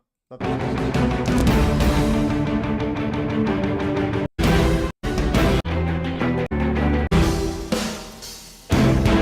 I hit the music. Okay, let's go back here. This is where they fire it from. Okay, that's its firing. But there's the other one. It can loiter in the air. I got to see that. That's the important part. Here's CNN report. 1,000 and has a shelf life of 30 years. Can swim and fly. It can actually swim and fly. Think about what I just said that right here. Can even loiter in the air until new directions are given. Let's play right here inside this. Considered the world's most advanced cruise missile. It's been used in combat more than 2,000 times by the U.S. Navy, from Syria to Sudan to Serbia. And all of the new Tomahawks come out of one factory, this one, in a city and state we've been asked not to reveal for security reasons. So in a city and a state they can't even reveal. The 20-foot-long Tomahawks are manufactured by the Raytheon Company. Kim Ernzen is one of Raytheon's top missile executives. Interesting, she has no eyebrows. And this is the final configuration before it goes out the door to our customer. In this facility is where we do the integration of the rocket motors and the warheads, what we call the energetics elements of the missiles. Other components and subassemblies come from our other factories located here, and then we do the final assembly here, test it, fuel it, and get it ready to go out the door. How soon will these be going out the door? In the next couple of days. In this factory, 14 Tomahawks are about to be shipped out. Workers here are performing what they call a roll test to make sure there is nothing loose inside the missile and that everything is connected properly. Raytheon's contract with the Navy is for 196 missiles for this year. Tomahawk can fly 1,000+ miles, so it can get launched from a ship or a submarine. It can go up and loiter, as we call it, where it can fly around in a figure 8. So in other words, once it's sent off, if you want to change where it's going, Absolutely. It loiters, it just goes in a circle and you figure out where. It can be redirected and rerouted to a specific target. The Tomahawk has been around since the 1980s, but this is the newest version of the missile, manufactured since 2004. It can be used for up to 30 years, and Tomahawks that haven't been used come back after 15 years for recertification and upgrades. So this is the rocket motor that launches it out of the vertical launch system. So it is what propels it out. Okay. So when Anyways, yeah. So the loiter part is one I wanted to show you guys. So basically, it can be fired from anywhere. This is the public one. Okay, this is modern public Tomahawk. It can be fired from anywhere, and it can just loiter in the air or underwater. It can also swim as well. I want to go back to the part about swimming. what propels it out. So when you see the footage more up toward the front, and then ultimately, if it comes from a submarine, it will then swim through the water. The rocket motor will take it up out of the water, and then we'll eventually get it up into the airplane mode, which is where it will fly and perform its mission from there. So it swims and it flies. Swims and it flies. The price tag Right. per missile, about $1.1 million. It gets 1.1 million, and then the Raytheon got a contract for 100 in that year. So like $100 million just to fill this. But anyways, so it can swim with when it has a rocket propellant. It's the initial launch one, so it can swim underwater. It's like again, this is public tech, guys. And then I think there's a more advanced version used on the 911 instead of having 80% accuracy or just on pre-planned route 100% accuracy, like 99.9. Paul Bryan, some incredible footage. Research always felt off the Sinatra. If you're on from I should write about him. Okay, this is who is this glorifying murder? Yeah, so whoever works in a missile factory literally has blood in their hands. Yeah, but if you pay for taxes, you literally have blood in your hands. So what I'm trying to say is 9/11, we realize everyone has blood in their hands. The amount of blood is different. So it's like I have blood just for paying taxes and all that, and just like coexisting with the world. So again, don't. So that gives the religious view where everybody needs to atone for their sins. Because think about it, you're indirectly, everyone in the world's indirectly a reason for all this. A lot of it is unknowingly, because that's how it is. But also the Kurt Walden, weird eye, man, weird eye. Now also, yeah, I forgot to mention. So for those in the eyes, something's up with the eyes. Like it's just the patterns I find. So seriously, why so many people in the public spotlight have eye anomaly or an injury around their eye? And this is I was posting this 2017, way before everyone started posting the injury at the eye injury club or whatever. Even President Bush fainted after choking on pretzel 2002. January 14th, my brother's birthday. So President Bush, this was published then. President Bush set off White House scare yesterday when he fainted and fell off a couch while choking on a pretzel. Like, if you believe that, I have like 4 pretzels to sell you. And this is the injury he sustained apparently from choking on a pretzel. They always make him seem like dumb. And then I did not find any reason that this would happen again, etc. After regaining consciousness, Bush looked like a pummeled prize fighter. He had a $50 size bruise on his left cheek and a busted lower lip, apparently from tumbling off the couch and hitting the floor. Apparently, it looks like he got injected with something. Okay, that's a weird thing. This is President Bush. This is literally like 6 months after. Oh no, 3 months after 9/11. 3 months. Okay, and then they get that. What are the odds? 3 months after 9/11, they inject a new program into him.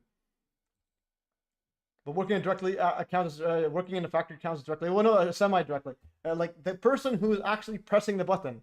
That's a more direct one.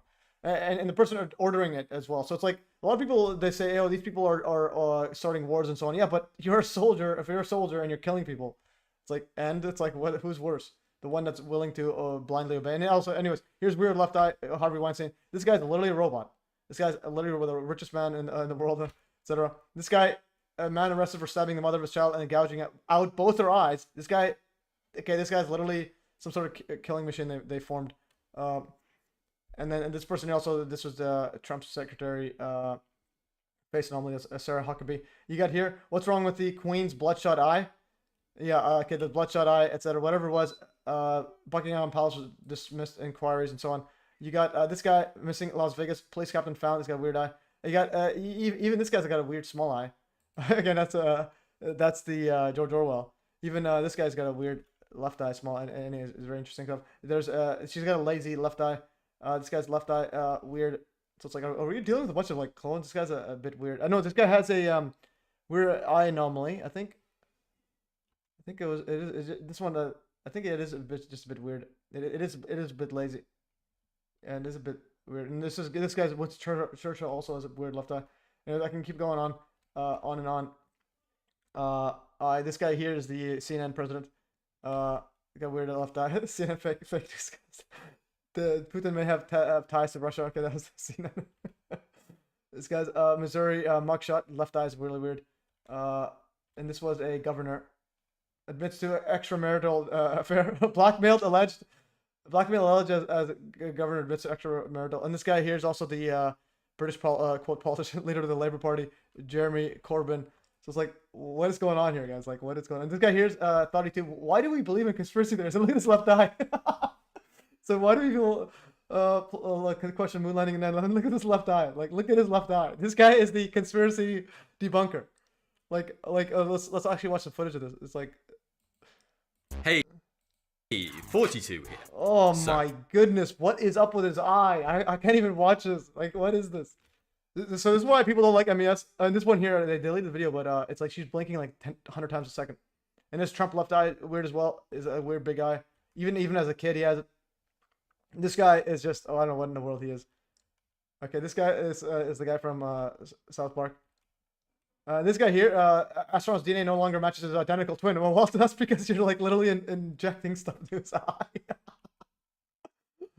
So alleged astronauts and identical twins Scott and Mark Collins had unexpected DNA change while Scott was up in quote space, but more importantly, look at their eyes. All right, so something's up. Okay, something's up. And this is also, she apparently died from suddenly. She's a YouTube president. YouTube don't being interrupted. Yeah, this is YouTube. This is David Chandler. It's like, excuse me, I'm talking. Okay, this guy's also a UNICEF children's rights campaigner who led UK's anti-smacking campaign. Is jailed for rape of boy 13 in the latest charity sex scandal. He's got a weird left eye. Weird left eye.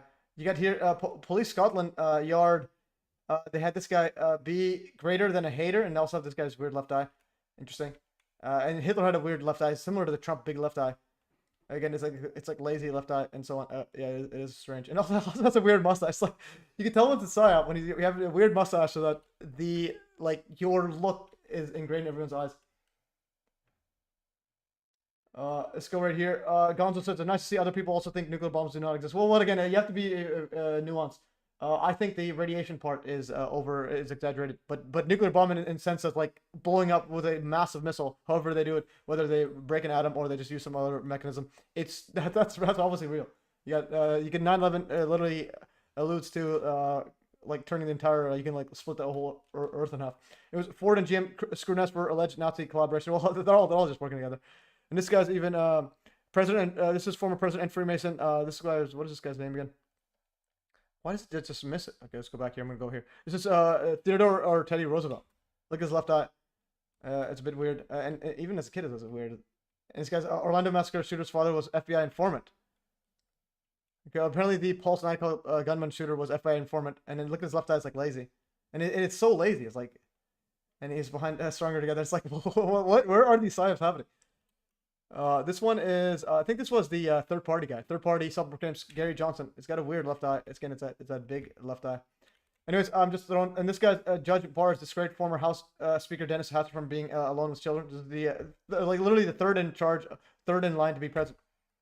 A weird left eye, big one, and he looks like a pig. Looks like an Animal Farm pig guy. Even this guy, Philip DeFranco's got a weird left eye. It's like it's a bit squished. I don't know what's going on here. Anyways, I can keep on. And there's this guy right here. This is a real photo of Bill Cosby. Like, where in the world are we at?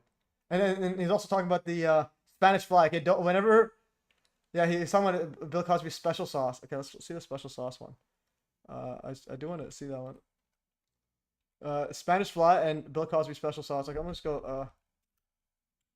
Yeah, I think we can go. Actually, we can go on and on forever. This guy had a weird thing happen to his eye. On the backside is that they're only letting you wager a small amount of money. So this is, you give the Kauai info, I can kind of give the gamble. So his left eye kind of glitched. So this is, really you give the Kauai info. Okay, that's and I zoomed in. It's just a bit weird. Yeah, Bill Cosby. Yeah. Okay. Anyway, that just seems like it probably has some issue. It keeps going on. I think it's Malcolm X. Okay, anyways, yeah, he's got a lazy left eye as well.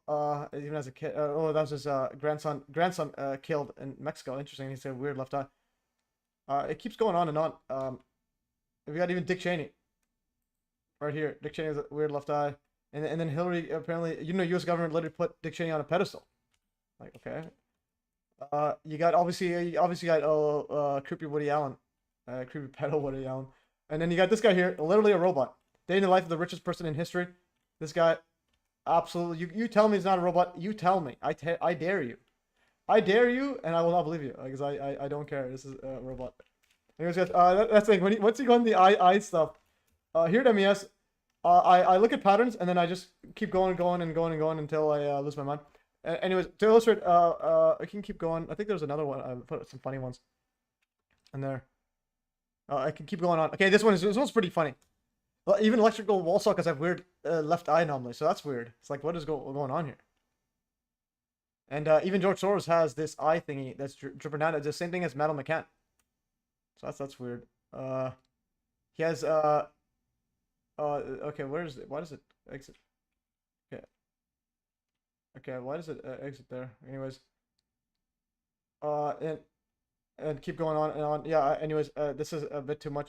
We can keep going on. Even Shaq has a weird left eye, and Shaq is a Freemason, so that's pretty weird. And also this one here is an interesting one. When his eyebrows start falling, doesn't Trudeau fake eyebrows? When he has like fake eyebrows falling down. And the fact check says no, it didn't actually fall. Have his eyebrows fall off. So here's this guy. What in the world's happening to this guy? His eyebrows are falling. Like, is he even a real person? Like, what is going on here? What planet are we on? Anyways, I've heard. We have 7 minutes, guys. We haven't even got through everything. MES links. Hands, and the hand one's pretty big. Yeah, teddy bear. Yeah, teddy bear. Yeah. Definitely. Okay, there's teddy bear. There's the hand one. I was way early. 2018. I was posting this, and I actually got mocked before. People were like, hey, this guy thinks everything's a conspiracy. I'm like, no. And now everyone's pointing this out. Everyone's doing the hand thing, and then the hand thing. I found a new one. That I'm pretty sure this is real. Like this is the hands, Malcolm X, I think X, or Osama, hands, hand. Why isn't that finding? Okay, well, like, okay, oh, that's on this thing. Okay, never mind. That's, you have to go here.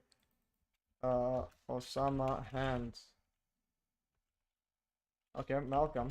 Okay, this is just it's not finding. Okay, so we have to find this. MLK. Okay, hands. Oh yeah, this one right here. So MLK, Malcolm X and MLK, born 3 years apart, died 3 years later. Total opposites yet both assassinated at the age of 39. Okay, no, I found this from here actually. So this is this was Trump at a time. This was one of the Trump predictive programming stuff there. So this Malcolm X doing the hand thingy. Look at the pinky out. I'm pretty sure this is real thing. There's Osama bin Laden doing it. There's this guy Qasem Soleimani. Apparently he was killed by the Trump. Apparently had him assassinated. Apparently. I say apparently because it's like, well, we're following a script, so it's like, well, what is the script? What's real? Unless you look at it yourself. So anyways, and then there's a new one I posted when I was watching the JFK, I think a JFK documentary, and then I put it here for my random notes for later. This guy right here, this is like a mob boss. This is a mob boss. I need to put this on Methyl Top documentaries. JFK solving the crime of the century. This is at the 8-minute and 37-second mark. So he's got a weird hand. Look, he's doing that, and he's swearing under oath. So he's swearing under oath, and he's opening his pinky out. He's pretty much telling you, hey, I'm part of the mob. And this is pretty interesting. Apparently, these are different people.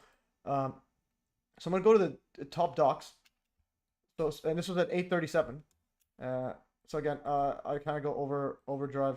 Go 8:37. We'll go to methyl solving JFK 8:37. And Fetzer's involved. Fetzer's in here, but the guy says, "Hey, Fetzer's saying it's CGI." No, it's not CGI. It's actually a squib. So going back here, 8:37. So this guy right here, I just want to see who his name was, and I do want to make a post about him. Because this is, I think I found a new hand. Into law by Congress. First 6 months of this. Also, its inner machination. Thus, we have been able to. Also, it's the Senate to not only admit the existence of the mob, but also its inner machination. Thus, we have been able to make inroads into the hierarchy. Okay, I'm just gonna take a screenshot. I think I have a screenshot. Okay, why does it? It's so hard to just find stuff. Like, what is happening? Just it ignores it. Okay, screen grab. Okay, we're screen grabbing right here. Okay, and then move this over. We're doing live research right here, guys. I always want to do this, and then I'll power through most of the notes that we have left over. Just what is happening? Okay, make it smaller. Okay, so now we'll see if it pin I. Oh, first I'll do this. Snippet. Okay, so we have this guy. We copy this. My friend lives a few days back got took down, cut off playing Arthur C. Clarke. Really? Oh no, his friend's live got took down. Okay, that's interesting. Well, it could be. We'll just find out what the reasoning is. Anyways, it's an alien addict channel. Okay, so that is this. Just put this right here. Okay, and then this is a weird hand thing. I think it's definitely. I definitely found this. I just gotta find out who this guy is. What's his name? Okay, can you solve this? Okay, so what is this guy's name? Slideshow, day in history. John Wayne confessed to dozens of murders. Okay, what is the guy's name? There's another guy who opened his hand. Famous gangsters turned U.S. informants. Is that just a normal thing to open your hands up? This is famous gangsters turned U.S. informants. Okay, so we have a whole bunch of people telling peeps they're doing some Illuminati things, and go back here. There's another thing I want to show that. Okay, where's the other guy? Okay, I'm gonna go to the guy right here. Copy. We need to find this guy's name quickly. Last minute lazy. Okay, I need to find this guy's name. Okay, this is on the. This is Joseph Joe Cargo. Okay, his name is Joseph Joe Cargo. Okay, his name is Joseph Michael Vallecchio. Was an American mobster in the Geneva's crime family. Okay, so that's his name. Okay, this guy. All right, so anyways, so that's this guy, and he's doing the hand thing, and he's a mobster. Occupation mobster. That's pretty cool. All right, I'm gonna stop the pinky. You're exposing me, bro. Okay. Okay. Sorry about that. 29,000 tons. Anyways, okay, so that's that part. We find his name. We got a whole bunch of people doing Illuminati hand stuff. Okay, we got all that. So Andrew Johnson, guys, definitely follow him. And also want to go to the books right here, Johnson books. And I just want to power through. We're almost 2 minutes over. Almost 2 minutes there. Johnson books. So for those who don't know, Andrew Johnson, when you order the books, he's the one that packages the Dr. Judy Wood books. Has sold 400 copies of Dr. Judy Wood's book the last 12 months. So he's the one who sets up the website and so on. So when you go buy Dr. Judy Wood book, or Where Towers Go, when you go here, he set up these websites. He set up this website. You go to the order one. He's the one who binds them together. When you go to when you go buy, he's the one who binds them, and now he used to deliver them, go and ship them. Now he just leaves them out his door, and then the post office comes and picks it up, which is good. He doesn't have to do all that. But so again, he's put in the work, guys. That's the key part here. I'll put right here. Andrew Johnson, buy the book, guys. Okay, so guys, buy the book. I'll put it everywhere. Okay, so going back here, Andrew Johnson books. Books. Okay, I think this is epic article, but yeah, it's an epic article. This is an article about him doing that. So epic article by Andrew Johnson. The effort to print on. Hey, if I make a mistake, this is on. So on the effort to print and ship Where the Towers Go. So this is pretty good. So definitely check this article out right here. I'm gonna put it right here. Because I took the photos. Uploaded the photos. I mean. These are some great stuff, guys. Definitely check out. Again, for those who don't know Andrew Johnson, this is Andrew Johnson doing all this. So he's the one, when you order a book, he's the one who packages them up, and then the mailbox or the delivery box comes and takes them. Or I think he gets them ordered to his house, then he has to deliver to each person. He packages them like this, and then they come and pick them up. And there's Judy Wood signing this person's book, and there's the pallet that picks up all the books. So again, this is a pretty much a one-man show. Maybe the pinky indicates chronic and being. All right. That's a 33-degree Freemason, Master Mason. That's what they call it, Master Mason. Is they master things. All right. What else do we have in the show? Okay, so we have Andrew Johnson. Also, yeah, going back into the books. Johnson books. Andrew Johnson holding the truth. I think I made. Here's a peek. I made an article about it on Hive Blockchain. So these are 2 books on finding the truth and then holding the truth. And you can go and I'm gonna go here, Telegram. So I'm gonna post right here. So Basically, to find more info, to search up names on any MES links Telegram, on MES links Telegram or from Andrew Johnson's 9/11 Finding and Holding the Truth books to double check if someone is a disinfo agent. That's the best way to find it. If somebody you don't know, you want to make sure to search up their name. They show up, something's happening. So, and you can do that by going here, Andrew Johnson books. You can go to the PDF download, just so it's easier to search. There's other different types. You can go Kindle and so on. Just go to PDF, and then you click here and there. And then you can just search up any name. So, for example, you can search up Greer. So Reason for Hope. This was Finding the Truth. So, Finding the Truth. Initially, he was like following involvement in things like Stephen Greer, so it's worth noted. Okay, and so Greer doesn't say anything bad about it, and then he says Holding the Truth. And there's Greer, and now he has a whole bunch on SASC, Greer, and so on involvement, and so on. So, Stephen Greer, Disclosure, 9/11, the CIA, so on. So again, this is the best way. You got him showing up there, and Deafness in Toronto hearing. That was in Toronto. So again, you got Greer covering up a whole bunch of stuff there. You can just search up his stuff, and you'll find everything. And again, you can search up on MES Links Telegram is another good way, or anything MES Links, or anything MES. Oh, no, let's go back here. You can go back here, MES Links Telegram, search up Greer, see what Greer shows up. Yeah, so Greer shows up a million times right here, and so on. Also, yeah, for to point out, Boogosphere is literally debunked. So this right here, Boogosphere has a wire angle there. where the sighting occurred. In the recording at normal speed, you can see how the sphere descends and before leaving the frame changes direction. In slow motion and zooming in even more, it is possible to appreciate the object in detail. You can see that its lower part reflects the green color of the trees on the ground. Okay, so you can see, zoom in, there's literally a reflection on the string that's holding it. So it's like, all right. And this is the recent upload. And so, and the Boogosphere footage debunked as latest footage at the 3:55 mark shows fishing line. So I made this video. Fishing line clearly visible as it likely been lifted via a drone. Now the question remains, since the Boogosphere is fake, what was influencer Stephen Greer doing in Mexico City? Perhaps he was probing illegal aliens. So Stephen Greer was pushing that.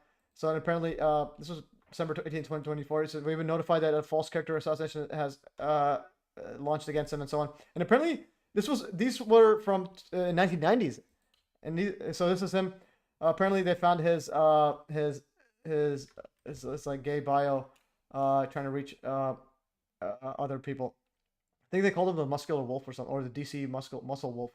So again, there's him. He literally has the same hair, same thingy. Anyways, and you can read the stuff. And he's interested in white. No, he's interested in, I think, white people and Latinos. Let's see. I think he mentioned something. Yeah. So I think he mentioned something muscular. Something. Okay. Where's the Latino? Somewhere written there. Where's the Latino? Okay, that is. I like white or Latin, 18 to 40-year-olds. So again, he likes younger. Okay. Anyways, the guy's ridiculous. I just did a video on the Boogosphere. It's on ancient German tech. Yeah, but the video is it's actually just fake. And also this guy's pushing it. So Greer's pushing it. And also Jake Shields was also apparently also probing aliens. So Jake Shields.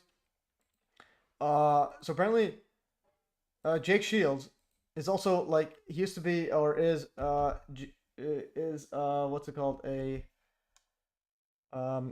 yeah, that's anyway. So apparently he was addicted to meth, and he would go to Thailand with ladyboys and do things and so on. So again, that's alt media influencer. So basically, advice: use your eyes. What do they sell you? If the guy's an absolute creep show, where that's it. Anyways, I'm gonna keep powering through this because I didn't finish this. So anyways, I got this idea for this live stream from Alan Forrest. He said right here. Suggestion for a future show: how control opposition works. All false alt media characters, COINTEL espionage against people. Euro Bezmenov, and I actually think Euro Bezmenov is also. I think he's also an agent. Once an agent, never not an agent. This is a Euro Bezmenov, but I do like this comment right here. This is a Euro one. I think he's also like not fully. Anyways, this was a quote, an actual from CIA one, William Casey, 1981. We'll know our disinformation campaign program is complete when everything the public believes is false, and then and this guy here, right here, but he tells you pretty much the game plan, how you demoralize and so on. How you demoralize society and so on. So that's at least interesting. To disappear. So that's just. Let's see what it. So again, talking about demoralization and so on, but the other part is it's like just use your brains, peeps.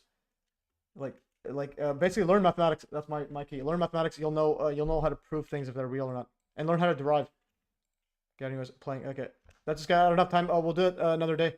But I want to go over here. He showed this his newsfeed. Oh no, he made this video. Made this cartoon. So Alan Force made this. Mission accomplished. We'll know our disinformation program is complete when everything the American public believes is false, and you can see everyone just wearing masks, like eliminating their breathing, and then watching their little remote control devices. It's controlling them remotely. All right. Yeah, Bessemer is great. Always hard to know why he gets that platform. Yeah, but he's telling it. But it's like again, it's for the time as well. It's like imagine back then, and they didn't have much info, so it's like. Yeah, he's telling it like nobody even knows about him. Like I didn't even figure it out until like a few years ago. So it's like, but anyways, nonetheless, if they tell you they drip feed certain stuff. But again, the big one is technology. If you're covering up technology that can actually do something, versus just like words. So okay, anyways, 9/11 is a nuclear argument for all topics. Hence, everyone needs to get it right and have an accurate worldview, and everyone that gets it wrong are highly questionable. I post this again 2017 just to illustrate how long ago. I'm gonna stand up and last thing I'm gonna read this power through. So this is my part 16. Video right here. Here's how control abolition works. Basically, they give you enough info that does not tip the scales into actual change. The tipping point is here, free energy, where towers going, and you have these clowns. SCT report as well. I used to watch those. They were pushing the nuclear nonsense. Okay, there's Building 7, David Icke, Infowars, mini nukes, and so A9/11 truth, and so on. And then there's the Muslim terrorists. Again, they're all just. It's like when people only speak about against these guys, which is laughable. Like they say that this guy with a hairy chest was the mastermind, and he was like apparently like yeah, he was tortured, waterboarded, and so on to say that he did it. And it's like what? And then they were again CIA funded Osama bin Laden. They're like interviewing him, CNN's interviewing him, or whoever's interviewing him live, or ABC live on his like in his bunker, in his top secret bunker. And then you got Ellen DeGeneres with George Bush. So again, going after the mainstream is super easy. So it's like if someone's only doing that, something's up. And then the tipping point again, free energy tech. There's this is an absolutely epic poster right here. One of my better one of my better thumbnails, and I highly recommend watching. This is like 6 hours of just destroying peeps, and all because somebody asked, hey, can you go look at SGG report video? And then anyways, go back to this. I made this right here. So again, 9/11 is the nuclear argument. It's to further add to the 9/11 plus Dr. Judy Wood litmus test, C9/11 Truth Part 4, in which I use 9/11 and suggest use also as a way of discerning the level of trust to place on information sources, media outlets, and pretty much anyone in general. So people that are not aware of 9/11 and the free energy tech behind it are similar to people that never heard of electricity. Awaken people. Yeah, that's what I mean. So it's like, imagine trying to get a worldview on things, but a person has never heard of electricity. So like, well, do you know this? Do you know we're made of electricity? And it's like, runs everything, and so on. Anyways, it's like, so that's what I mean. It's like, if someone's clueless about it, you're going to have to account for that. Anyways, but beyond just a litmus test, it can also be used as the ultimate nuclear argument against pretty much anything, because think about it, 9/11, free energy tech cover up right in our eyes. So then basically any argument you can make, well, 9/11 proves that's possible, so hence why wouldn't this be? So for example, best argument for Matrix being real is 9/11, best argument for gun rights, 9/11, best argument against censorship is 9/11, best argument for defunding CBC and BBC, 9/11, best argument for lowering tax is 9/11, best argument for lower military spending, 9/11. So basically what I'm trying to say is, any argument that you want to make for whatever topic you want, 9/11 is the best argument. So if you're not talking about it, then what are you doing with your life? Going here, best argument to throw politicians in jail, 9/11. Best argument of a worldwide conspiracy, 9/11. Best argument for all other conspiracies such as chemtrails, cancer, disease, water, health, state shootings, false flags, etc., 9/11. Best argument is that countries are different teams in the same league. This one, keep that in mind, guys. Don't just go blame Israel for everything, even though it's like the Jewish people are like the most hated group of people in the world, and it's like what, they want to be hated? Like what do you mean? Just go to alt media and there's like nonstop Jew hating, especially Stu Peters and so on. It's like wait, it's like what? Is it that obvious? So anyways, best argument that countries are different teams in the same league is a different. That's the thing. It's different countries in the same league. Similar to like Israel, it's like a scapegoat, and then you have countries like North Korea is like mind control experimentation. China is where you implement it, and so on. And USA is like the pretending to be the freedom capital of the world. It's not free at all. Best argument that NWO is already here, 9/11. Best argument for hidden technology, 9/11. Best argument for hidden science, 9/11. Best argument for a breakaway civilization, 9/11. So if anyone's talking about breakaway civilization and they don't get 9/11 right, then it's like, what are you doing? So that's another part. It's like they isolate topics. Anyways, best argument, moon landings are fake, 9/11. But even though now I think moon landings are actually real, which is quite sad. Anyways, best argument that the immigration and refugee problem are fabricated, 9/11. Best argument that racism, class division, poverty, and war are manufactured, 9/11. Best argument for UFOs, 9/11. Best argument for aliens, 9/11. So again, if someone's talking about aliens and UFOs and they don't talk about 9/11, so it's like, well, what are you doing? But also, I also think aliens are a lie, a Freemasonic lie. Best argument that reality is not as it seems, 9/11. Best argument for questioning whether to go to public school, 9/11. Best argument for mind control, specifically trauma-based mind control, 9/11. Best argument for fabricated history, 9/11. Best argument to not believe a word of mainstream media, 9/11. Best argument to be suspect of mainstream quote alternative media, 9/11, because again, almost all of them get 9/11 wrong. Best argument for supernatural, 9/11. Best argument to study symbolism all around us, 9/11. I can keep going on, and I will. Best argument for not voting, 9/11, unless they publicly say the truth of 9/11. Best argument that every major politician, especially the president of the United States, is controlled, 9/11. Best argument to find your true self, 9/11. Best argument to be humble, 9/11. Best argument that we all share in responsibility of the suffering in the world, 9/11. Best argument, because again, you realize that's like we were literally supporting the mainstream narrative of which entails war and all that. Best argument to spend more time with your family, 9/11. Best argument to set aside our differences and aside and join together, 9/11. Again, 9/11 affected everybody, and that's one way. Anyways, best argument to be a better person, 9/11. It's like we're dealing with some ridiculous power psychopath, so better do it. Anyways, so this is why 9/11 will be covered up and steered through control opposition groups at all costs and so on. Let me know of other topics that helps resolve 9/11. And and also note one, and actually an equally good argument to question whether you should go to public school is Oxford quote University stating that not making eye contact is racist. This is a real article. Oh, they took it down. No way. No, or real. They took it down. Unbelievable. This is why I used to archive everything. So archive what really means by advancing race equality or why being colorblind is not enough. So basically saying, okay, they took it down. Oh no, I have to like press the other button. Anyways, it says right here, not making everyday racism, sometimes called microaggressions, subtle everyday racism can be trivial, but repeated microaggressions can be tiring and alienating. It can lead to mental health. Racial microaggressions might include not making eye contact or speaking directly to people. All right, so that's racism. Okay, I'm gonna open this. This was an actual article. They took it down apparently. I don't know what's going on. Just show it. Okay, there it is. There's the article. What really mean advancing race equality, and then the eye contact, not making eye contact right here. Anyways, and then also another point right here. Gonzo says COVID fraud is a nice argumentational viewpoint. Yeah, definitely. Masks as well. I think masks is like 9/11 big. It's like what? It's like covering up your face and not breathing is suddenly good. From any angle, even if you believe in evolution, it's like what, a billion years of evolution, and now we can't breathe. We need to like cover up, and now breathing is bad suddenly. Like, are you lost your absolute mind? All right. Anyways, I think what else do we have in the show right here? I just want to power through it before I miss everything, because I'm in the zone. Okay. Anyways, okay, so we have Ashton Forbes as politicians watching his live streams. Yeah, Ashton Forbes just nonstop. Disinformation agents have military clearance and so on. Tactics used to wake up people and meaningful change in the world. Free energy and every tech is my goal. This was from I think let's go. Let's open up here. I think this was here in the chat. So this is 29,000 tons of thermite. Watched twice before. Third time. I mostly mean reactive activism, like what Richard D. Hall was doing. Like the person who wanted to go to school, wanted for school to add where the towers go, the library, school. Forgot his name. That's Gary Jackson. Or finding the 9/11 victims' families, compiling a bunch of evidence and sending it to them, or sending physical folders of evidence to the centers, things like that. Yeah, basically do whatever you can, whatever is in your power, whatever you want to do.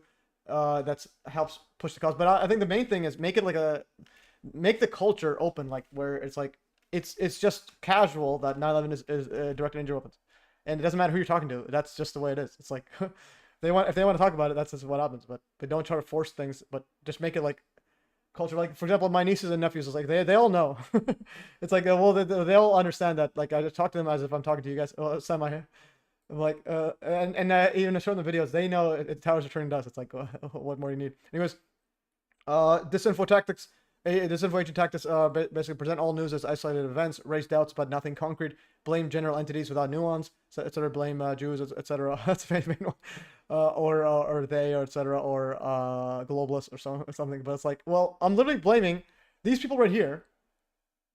These people have names. They all have names. You all know them. They all social media accounts and everything. These guys are traitors. Are part of the problem. Or and in the case of Fetzer and Gage, probably like, or at least Fetzer directly involved, and Weldon as well. Weldon has like super high direct energy of technology, so they're probably super involved in the actual events unfolding on 9/11. So it's like these people are literally people that people go to get find out about who's running the world, but they are the running the world. Like they're part of it. Anyways, being railroaded into eating rice and insects like China. Yeah, that's the name of the game. And his prop up influence going back here. So raise doubts but nothing concrete. That's a key one. There's a bunch of doubt and then this confusion and chaos magic basically. Blame general entities without nuance. Push narratives as assumed to be true but nothing concrete. Basically the one that says Israel runs the world. It's like Israel is as controlled as every other country. Chaos information. Ignore, lie, pretend not to know, cover up irrefutable and useful information. Again, like 9/11. And also masks are trash. Well, that should be obvious by now. Anyways, prop up influencers that have a proven track record of lying while never addressing their past, present. Again, like it's like how many times does Ashton Forbes need to be on every single show or Alex Jones and so on? Sensationalized news mainly to promote a general state of fear. Again, fear, big one. It's like even something's real, I'd rather it's not fear, or even state it's like whatever. Ignore the obvious. Freemasonry is, again, this is my opinion. Freemasonry is a literal secret society that many prominent influencers are part of. Have blood those so members can't be trusted for telling the truth, and even founded the most powerful country in the history of the world, USA. So again, it's like, well, if you know Freemasonry, that's a big one. Boogosphere is fake. Just a string on a drone. Stephen Greer is still promoting. Okay, but here's the thing: Stephen Greer is still promoting it, even though this was on the 17th. This was on the 25th. He's still promoting the Boogosphere as real, and he's doing like lectures in like Mexico City, and he's apparently speaking different language, and they had to like dub him over. Courageous people. No, actually, no. I'm not sure why it's different. This sounds weird. Anyways, Dr. Greer discusses the Boogosphere of Mexico City, July 22nd. Who picked it up? And the comments are all like carved by hand, man. Look at it. It's fake, or the grays have shaky hands. The grays are just shaky. They're with brought it. Anyways, here's him talking about how real it is. Before, and in the United States, special forces thugs go in and get them, and people have been killed possessing them. Very smart that you keep it safe, and that you also disclose it. It's transparent. Everything. And this apparently scientist UFO guy with his weird hair. Look, someone's got a weird hair. Something's up. Thing goes out. My assessment of this is pending, but it's certainly real. And he said, let's see what he said. It's using an energy field, and what we probably would say is electrogravitic, which means a type of anti-gravity effect from the electromagnetic forces. And whether it is a purely extraterrestrial. All right, we got the aliens, we got the anti-gravity, we got everything, and he wouldn't touch Hutchinson effect with a 1,000-foot pole. So you can see that right here. Greer, Hutchinson. So we got free energy gurus, Ashton Forbes, and then Stephen Greer. So very interesting that free energy gurus, Stephen Greer and Ashton Forbes have never referenced the gold standard for free energy anti-gravity technology, which is the Hutchinson effect. No mention of Hutchinson effect. No mention of Hutchinson effect on both these clown shows. And what's his name? Yeah, Ashton Forbes actually mentioned John Hutchison in reference to Hal Puthoff and other peeps, but like once or twice. So it's like he definitely knows, but he doesn't talk about White Gorilla, Half Man. Yeah, okay. Going further, what else is in there? Okay, also search up Greer on MES links. Also put a warning. Okay, warning on some posts. Okay, it's a NFS. Yeah, not safe for, yeah, so don't search up Greer unless you're man enough.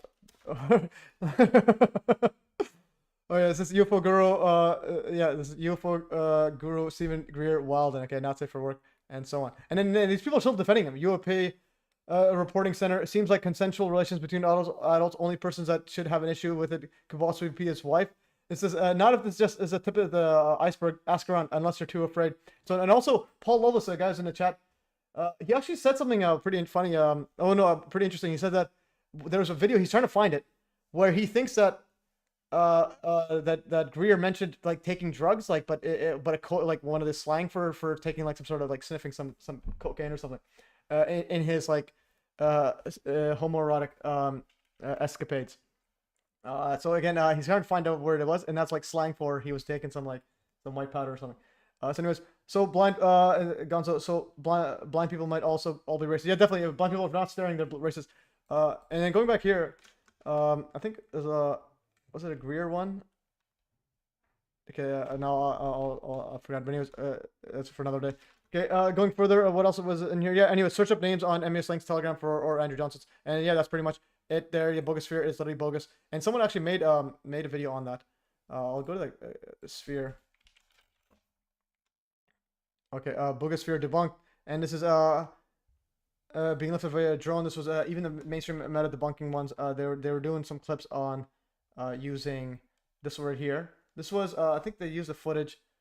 They tried to make a string. Where's the string? Or wire. Where's the wire? Someone had a wire there. Okay, I gotta find it. It was somewhere here. Someone had a wire. Okay, they took it down. No, there was a wire there. Let's go back here. Oh no, it was all the way down here, I think. I think it's definitely something. Keep scrolling on. There was one here. Okay, there was one. I gotta find. I'm just gonna find a link to it quickly. But the whole idea is you have like a drone flying it. Okay, I think they took it down or something. Okay, I'm gonna go Twitter. Booga wire. Okay, and then media. Drone. Where's the drone?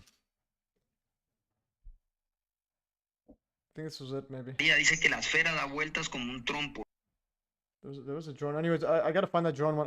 If you guys can find it, I shared it before. I don't know where it went, but it's like it was pretty straightforward. I think I'll go to McWest then. This is the gatekeeper as well. He blocked me, and then he unblocked me. He wouldn't answer me when I asked him about 9/11 why there was no rubble. He literally ignored me. That's pretty funny. So again, he knows this guy's obviously gatekeeper, but it's like it should be obvious. Kevin Bear tomorrow, Sunday, August 3rd at 2 p.m. Eastern time on 9/11. 2 p.m. Eastern. That's like 11 a.m. We'll see. It takes a lot of energy. You're not listening directly to water, not smoke or vapor. Water reacts with liquid mercury. Oh no, that's just some guys that they showed you something. The footage itself has string on it. Let's go right here. Water reacted to it. No, but that's a separate thing. Yeah, I don't know what they're doing with that. But the footage itself has Booga drone. Yeah, you see the fishing wire there. See the media. See, is this one the drone one? Okay, I gotta find the drone. Okay, anyways, if you guys can find that drone one, someone made a drone, and then had really good footage. This UFO drone N14 perspective. Okay, anyways, I'm gonna have to I'll just find like I'll try to find it. I showed it before and I just lost it. I don't know why they like deleted it or something. Anyways, that's all for today, guys. Yeah, so the footage is fake. Yeah, and Richard Gere is a clown show, so it's like whether there's any aspects of it that's real, highly doubt it. Highly doubt it. So again, you can believe in it. I just don't associate it with MES. Anyways, guys, that is all for today. There was something I wanted to find here. I think it was a Greer or somebody else. Okay. Oh yeah. Okay. Greer's at the other place there. Oh, anyways, guys, I'm done. I'm done with the Greer, but I didn't need to find it. I'm gonna find that Boogosphere quickly. Boogosphere. Bug out wire. Okay, where's the bug out wire? Okay, and it's fake. I know it's somewhere here, being lifted via drone. Whoops. I'm gonna search up drone. I'll do a quick search here, and then we'll end the stream. Drone. Spherical drone. It might be here. Okay, where's the fishing wire?